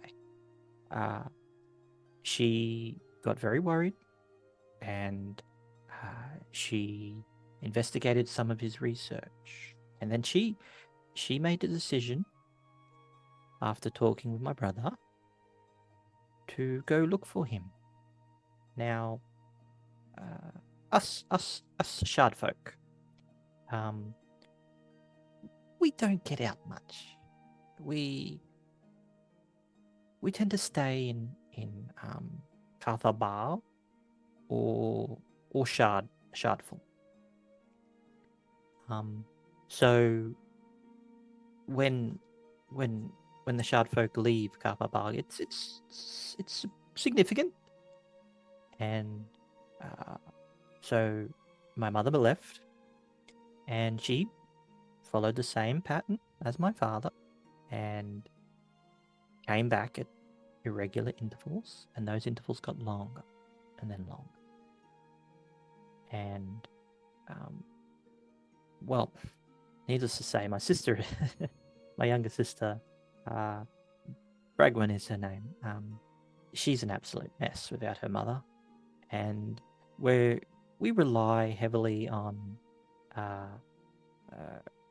Granddad and Grandnan, but she's going well with her studies. She's having a bit of a hit and miss with her apprenticeship. She's not the best shardsmith. To be perfectly honest, I think she'd be more at home in the alchemist, with all the things she tends to blow up. She still hasn't grown back eyebrows yet. Every chance she gets, she blows them off. So, Mum went looking for Dad, as I said, and she gave me a trinket, I guess you'd say, which would let me know if she was in any danger. And it was supposed to change into a particular color. But it didn't. It changed into something completely different. As you know, any sort of device has certain parameters that it can and cannot do. And this is beyond its parameters. So, she told me before she left that I wasn't allowed to go. I wasn't allowed to go look for Dad or help her in any way, shape, or form. I had to finish my apprenticeship. But the truth is, I'd finished my apprenticeship a month before the trinket worked incorrectly. So here I am, wandering around off the rock, completely outside my comfort zone. I feel very, very lost at times, and I'm just searching for my mum. So she, as you say that, she reaches out and she takes your hand in hers and gives it a little pat. She's just like, oh, you've been through so much. I mean, that sounds truly like. I mean, I can hardly comprehend it in some respects. And she pats your hand, and you see the ring on her finger. I mean, I ideally hope that you find your mother one day, Tiernan, wherever she may be, and your father, and you get to see your sister again. And I don't think there's anything I can do to help here, but it is a truly tragic story. Would it be too forward of you for me to ask for a hug? Make a persuasion check.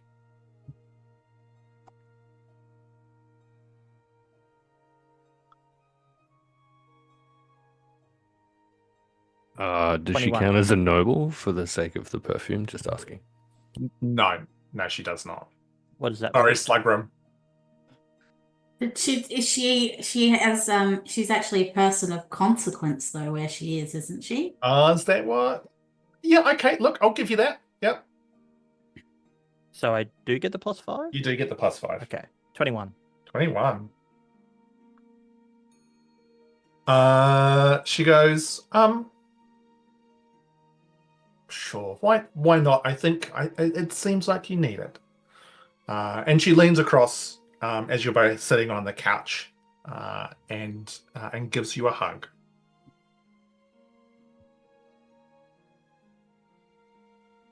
When we go to like he's hugging her and I've got tears in my eyes,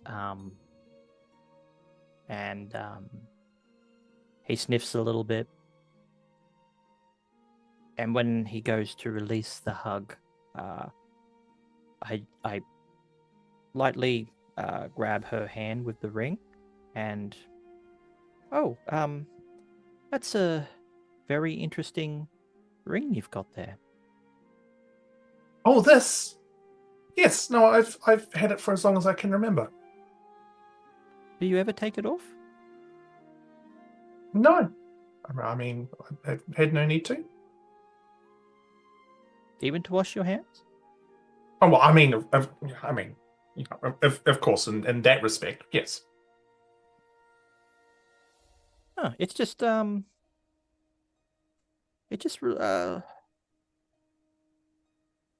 looks remarkably similar to something.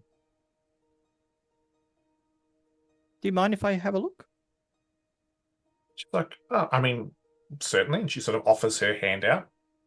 I'm just curious if there's anything on the inside of the band. Could you perhaps take it off for me to have a look at? Sure. She takes it off and gives it to you. Just look at it. That's definitely the ring. 100%. All right.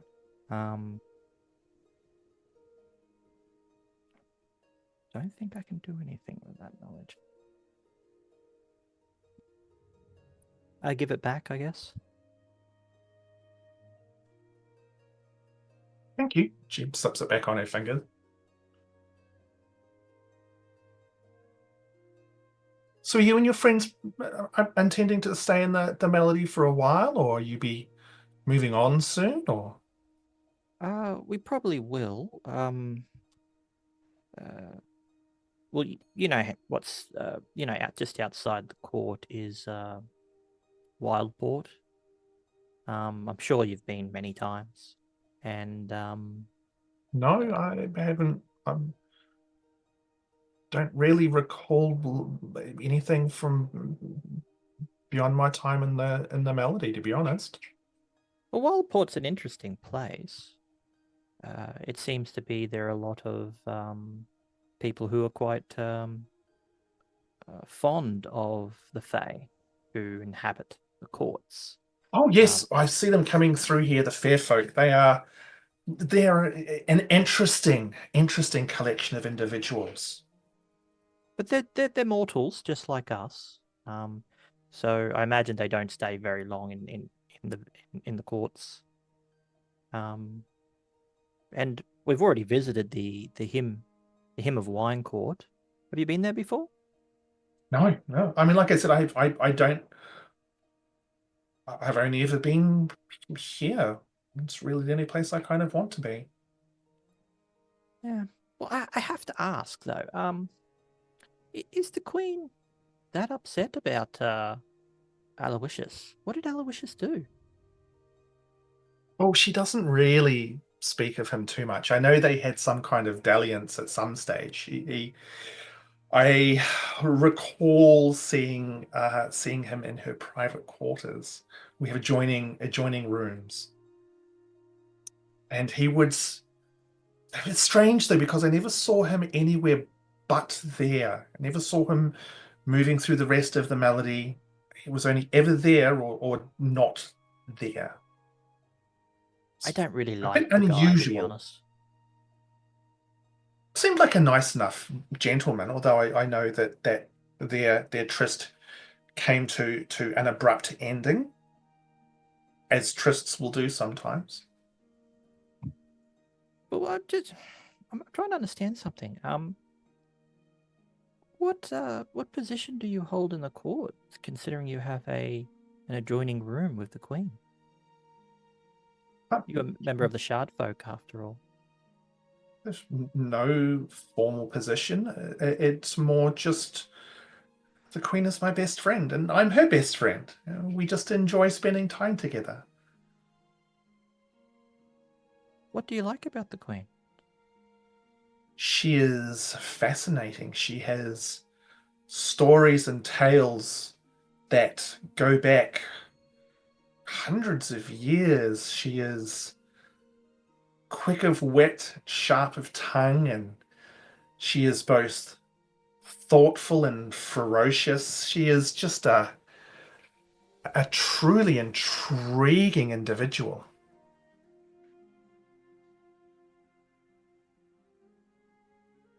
As in, I don't know. This is one of my first visits to the Fey Realm.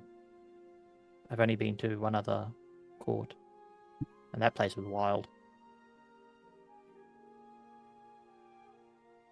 I mean, again, I know that the Melody of Stars is not, it is not for all it is a melancholy place, which suits some more than others, but You I'm don't find it enjoying oppressive? our conversations, but maybe this is just not a court for you and your friends. I don't know. What sort of melancholy do you feel when you're here? For me, it manifests in a sense of, it's a sense of loss, but there is an importance that one must sometimes dwell with that and become comfortable with it. Let it What? settle in. Loss of what? I'm not sure. But at the end of the day, it hasn't really mattered to me. I enjoy my time here, the quiet, the soothing music. There is just something about the nature of this place which speaks to me. With your permission, may I show you something? Certainly. I would like to cast Disguise Self to appear as my father. Okay. What does your father look like? Oh, I gotta remember this.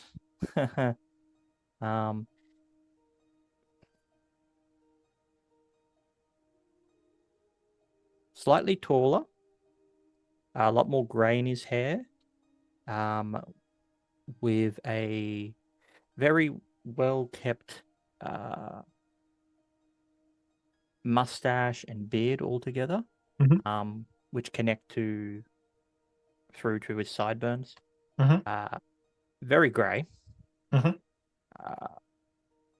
And like I said, it's similar to Tiernan, but without elements of his mother.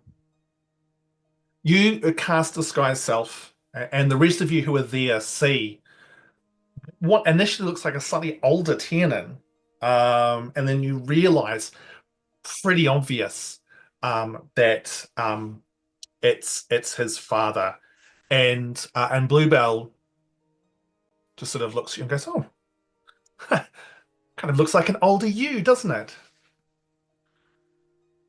Or just someone I'm also looking for. Oh, is this your father? Yes. Right. Well, look, now that I know what he looks like, if by some miracle he ever passes through the Melody, I can make sure that I tell him that you've been here. That would be great.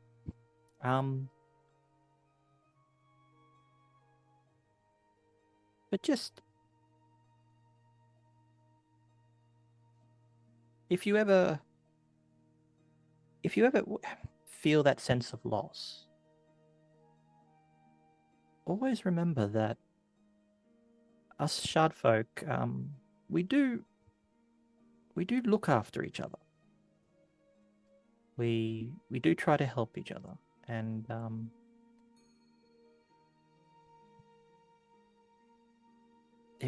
it was very nice seeing you, Bluebell. She takes your hand again and she pats it. She goes, Tiernan, those are the very qualities of which I love so much about Lacerania. So thank you. Know that I have some wonderful support here. She lets go of your hands, gives your shoulders a little squeeze. I really do hope you find your mother and your father at some stage. Like I said, if I see either of them through here, I will absolutely let them know that I have seen you. Where are you planning on heading to next? I can pass on any information. Oh, across the seas, I hope. That's very vague. I don't know where we're going. I don't know where I know I'm on the eastern coast of the continent. That's about it. Well, look, I can at least tell them that you've been here, and look, if they're half as smart as you are, then I'm sure that they'll be able to track you down. Okay, and I hope you find what you've lost, even if it's sitting right in front of you. It's very sweet of you, Tiernan. Thank you. And she gives you a little pat on the shoulder, and then she stands up, straightens her elegant dress. So if you'll excuse me, and she heads back out into the main area, back towards the dais. I'm just putting my head in my hands, still in Dad's form. So, I'm going to throw this over to Grumpfel quickly. Grumpfel, I know you're still in sort of dais vicinity while all of this is going on. Was there anything in particular that you were wanting to do, or shall we now sort of reconvene at the party? Yeah, no, it was more of if conversation ensued while then sort of some flowery exchange, giving and taking, nothing. That's all. Cool, awesome. Rowan, who has literally just come back. Was there anything in particular that you are wanting to do? Otherwise, we will reconvene the party together. Nope. Happy with that. Would probably reconvene if they were heading towards the door to like closer to where we came in, such that it's not a in the middle of the party where everyone can see us kind of reconvene. The alcove that you guys were kind of in for the conversation is very much out of the way, so you guys could sort of reconvene over there without it being super obvious and stuff, if that makes sense. So what are you guys doing? Did y'all get B's message about that if we leave, then we don't have to deal with... And she's like pointing at her pocket. Like, and B would have sent the message, so. Oh.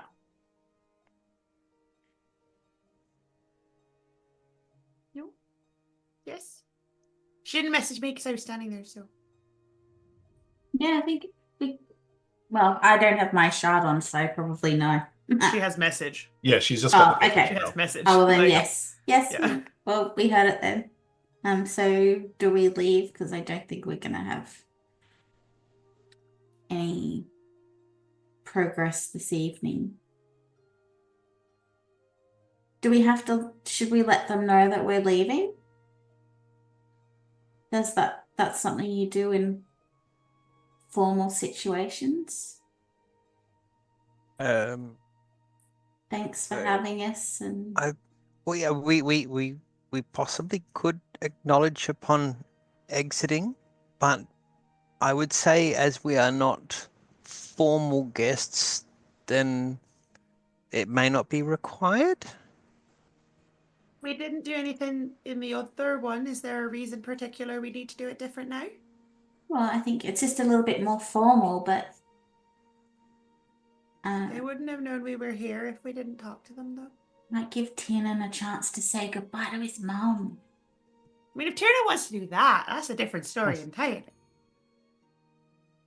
I'm assuming I've come up to them at Yeah, this yeah. point. This is all happening together now. Yeah. I would have dropped the disguise. Yeah. I wander over to the dais, do a bow to the Queen, and thank you, Your Majesty, for allowing me the opportunity to speak with a fellow Shardfolk. And Bluebell, if you ever get a chance, I would love to invite you to tea sometime. Oh, look, I'm sure we could find a nice quiet spot again here in the Melody of which we could have a nice little dinner together. That would be lovely, Tiernan. You don't want to go out for tea? I've no urge to leave the Melody. No. You can get food here. That's easily enough done. Isn't that right, Lacerania? And Lacerania looks you, Tiernan, right in the eyes and just with the biggest smile goes, yes, Bluebell. That's correct. You can get as much food and drink in here as you require. If you'd like to return, Tiernan, for a nice little dinner with Bluebell. But I think you're quite content here, aren't you, Bluebell? She goes, oh, yes, no, I don't have any urge to go anywhere else. Oh, sorry. So you can get anything you want in this court. Well, I mean, within reason, of course. If I want to have food or wine or drinks brought here, I can do that because it's my court. Oh, I was only asking because I perused the literature on the walls. Yes. And they all appeared to be a particular genre. I was surprised. Why would you be surprised? Well, if you can get everything in this court, why wouldn't there be... Well,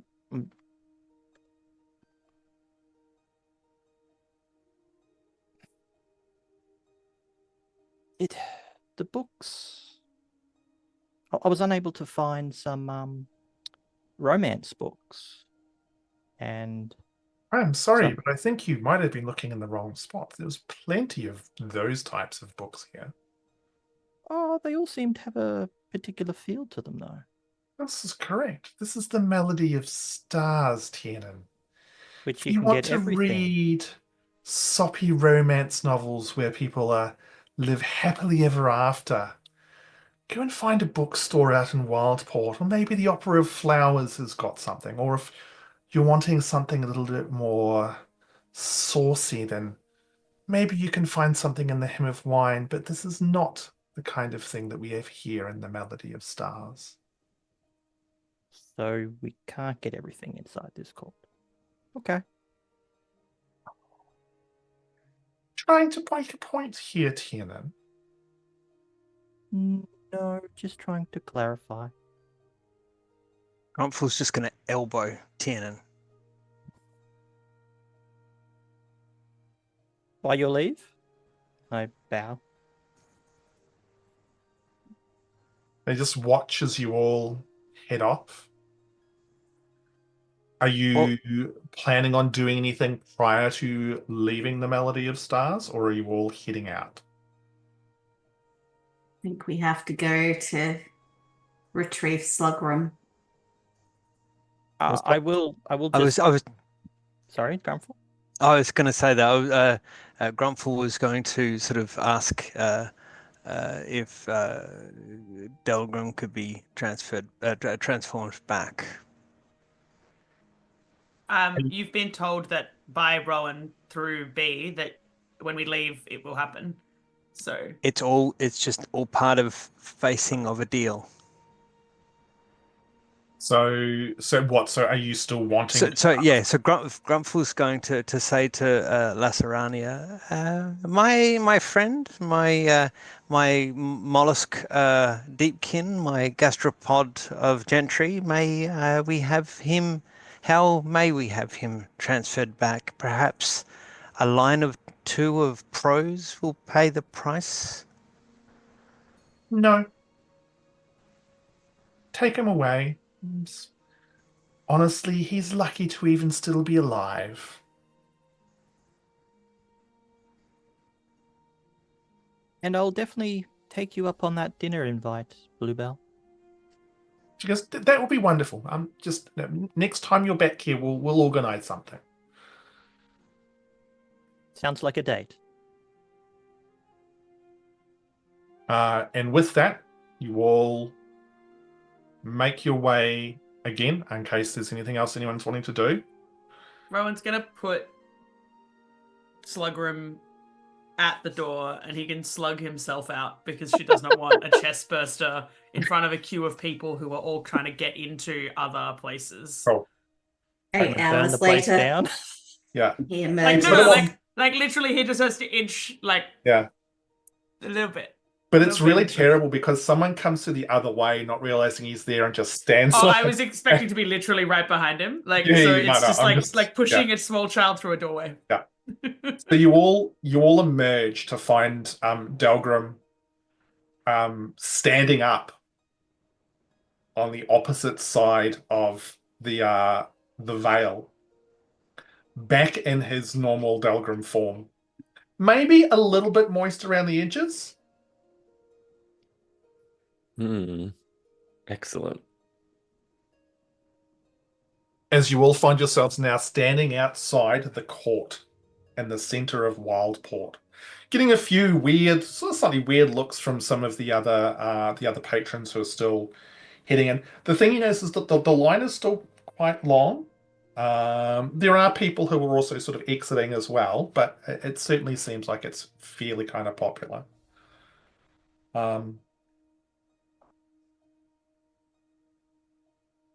So,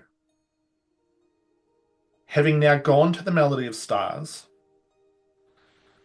having discovered that within the bounds of its court, Bluebell, or Tiernan's mother, appears to be more than content there, and the moon still hangs high above that key, or at least one way of getting a ship to the north.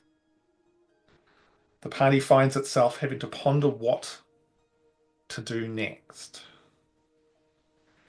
And what I'm going to do now is we're going to have a slightly early finish time, but I just want to open it up to see if there's any other discussions or anything else the group would like to do before we maybe put a pin in it for tonight. Not you, because you've already said too much today. Yeah, that's fair. No, I'm kidding. I'm absolutely fucking with you, buddy. Delgrim Totally will slammed down. ask if anyone is able to make his voice louder. I don't think I we generally should. don't know. What, as in your voice or my voice? To what end? Answer the question. He's quite visibly very fucking frustrated. But like,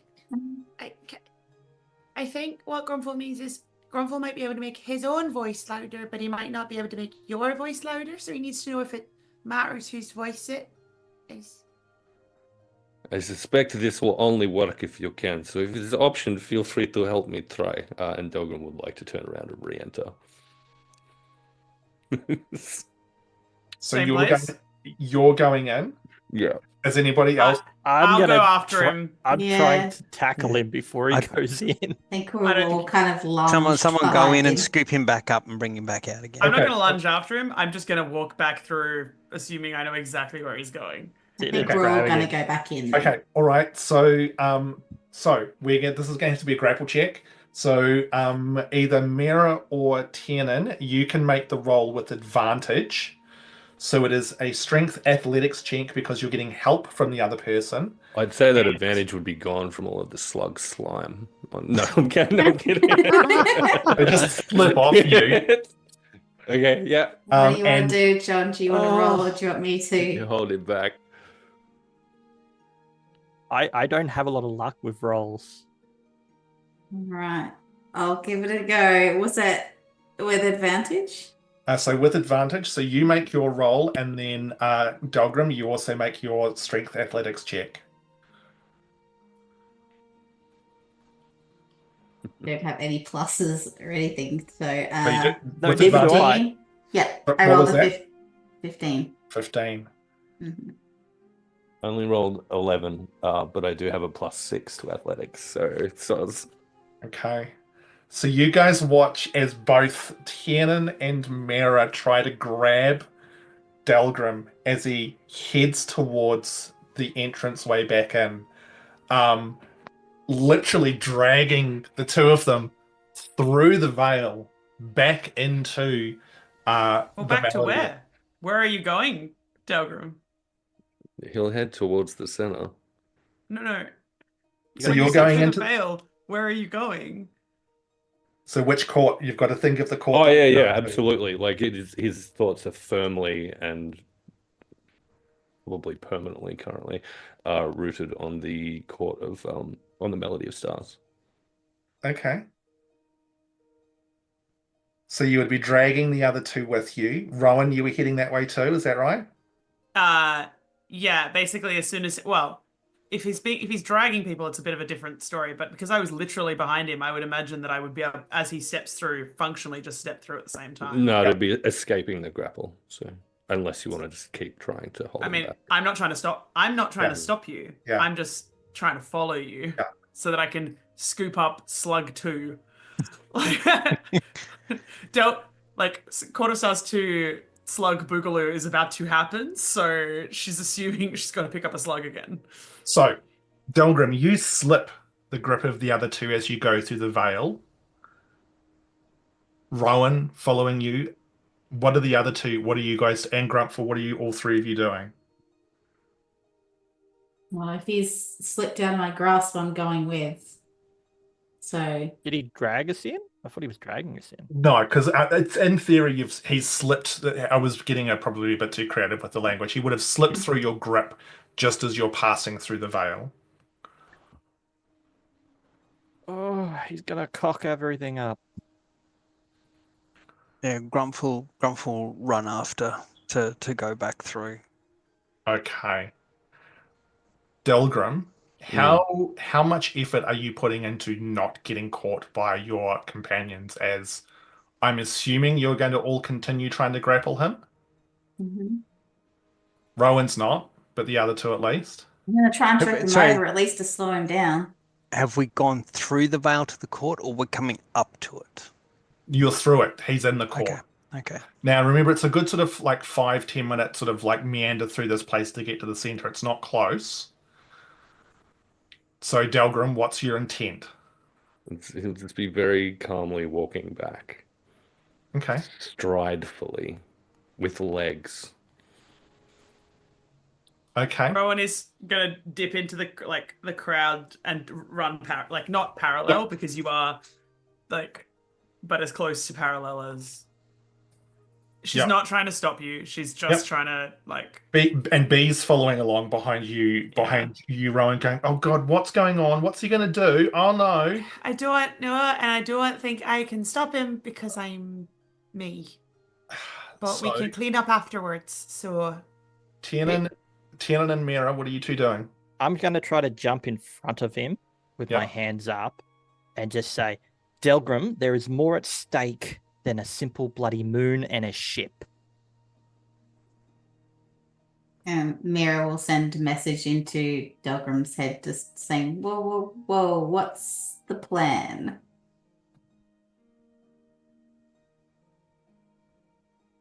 The response Miera gets will be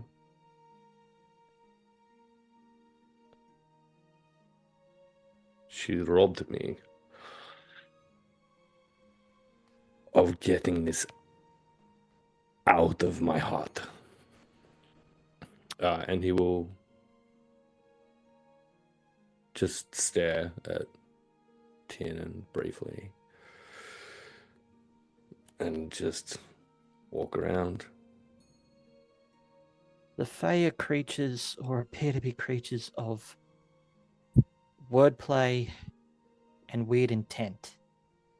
Can't we just paint a picture of the moon? I don't think that'll elicit a response. He'll continue. I will whisper to Tiernan as much as a stage whisper. I don't think it's about the moon now.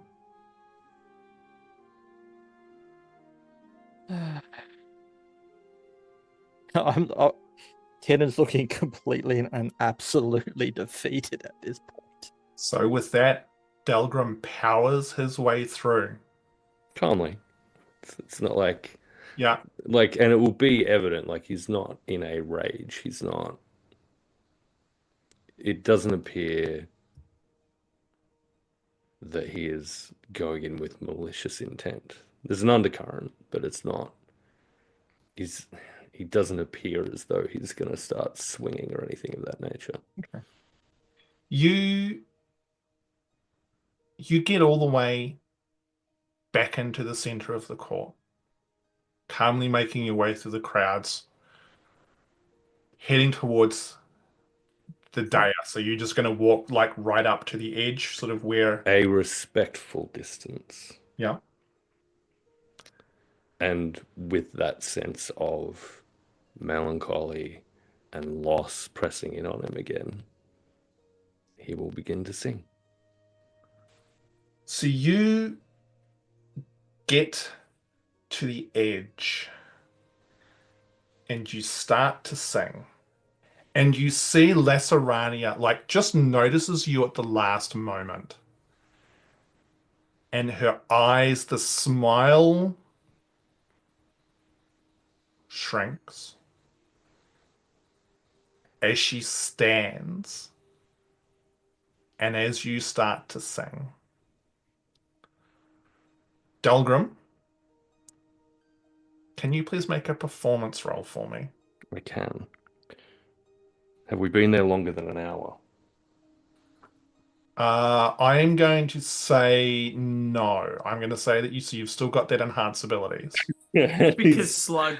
And it is fucking chonky time right now. I'm gonna burn an inspiration, a soul inspiration. How far behind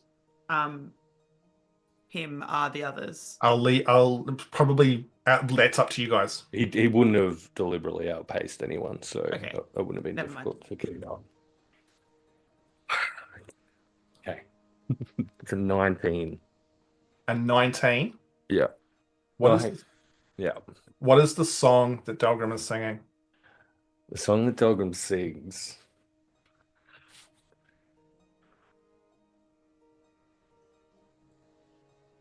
I think you're going to wrap up the session, yeah? What is the song that Delgrim sings? The song is The Fall of Narvalorge. It's a song that he penned himself. And he'll sing it in Sylvan, because I think I'm just going to do it, and it means I don't have to do the accent with it. And it is so if I do it, we'll figure out what that looks like. But this song describes the loss of Narvalorge and the ruin of its people and the empty halls in the wake of that ruin. Fed and fueled by this fey power of melancholy and longing and loss that comes with this place. And that's where we'll end the session for the night. I'll just make a note in our campaign chat. Delgrim rolled a 19 on the performance check. Everyone roll initiative. What? Grumpfel starts checking to see if any of the patrons have a 300 gold diamond. And we'll see what the outcome of that is next time.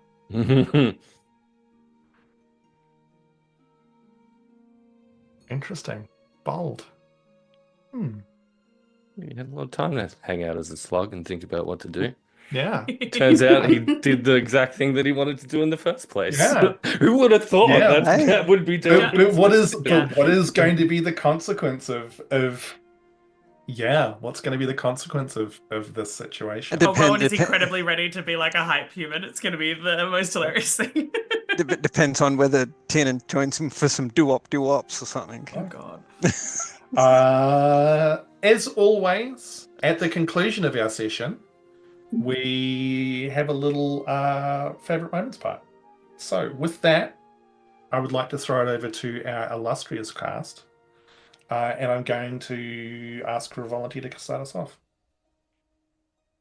Mine's easy. I genuinely enjoyed being turned into a slug. It was like being Rowan for a session. It was just... Sometimes it's fun just to not do anything. Hold on. Lie. It was like being Rowan, but moister. Yeah, Oh. limier. Yeah. And also satisfying. Yeah. Cool. Awesome.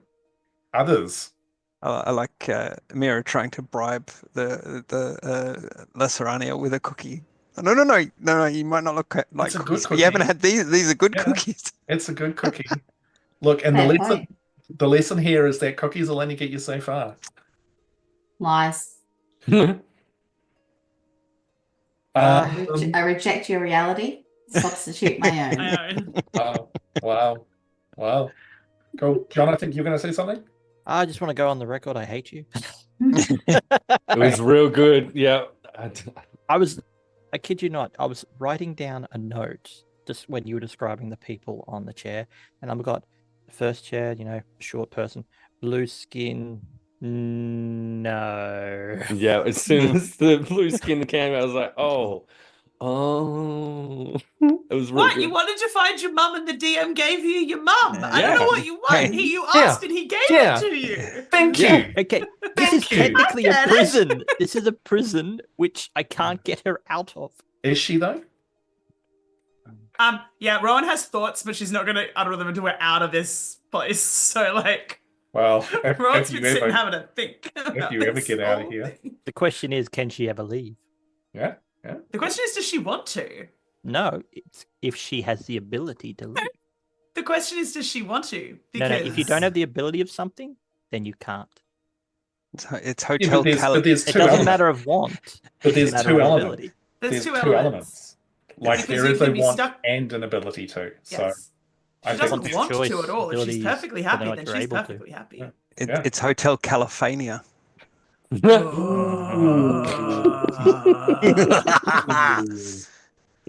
Oh no. I always enjoy tormenting Miera with a little bit of Aloysius conversation.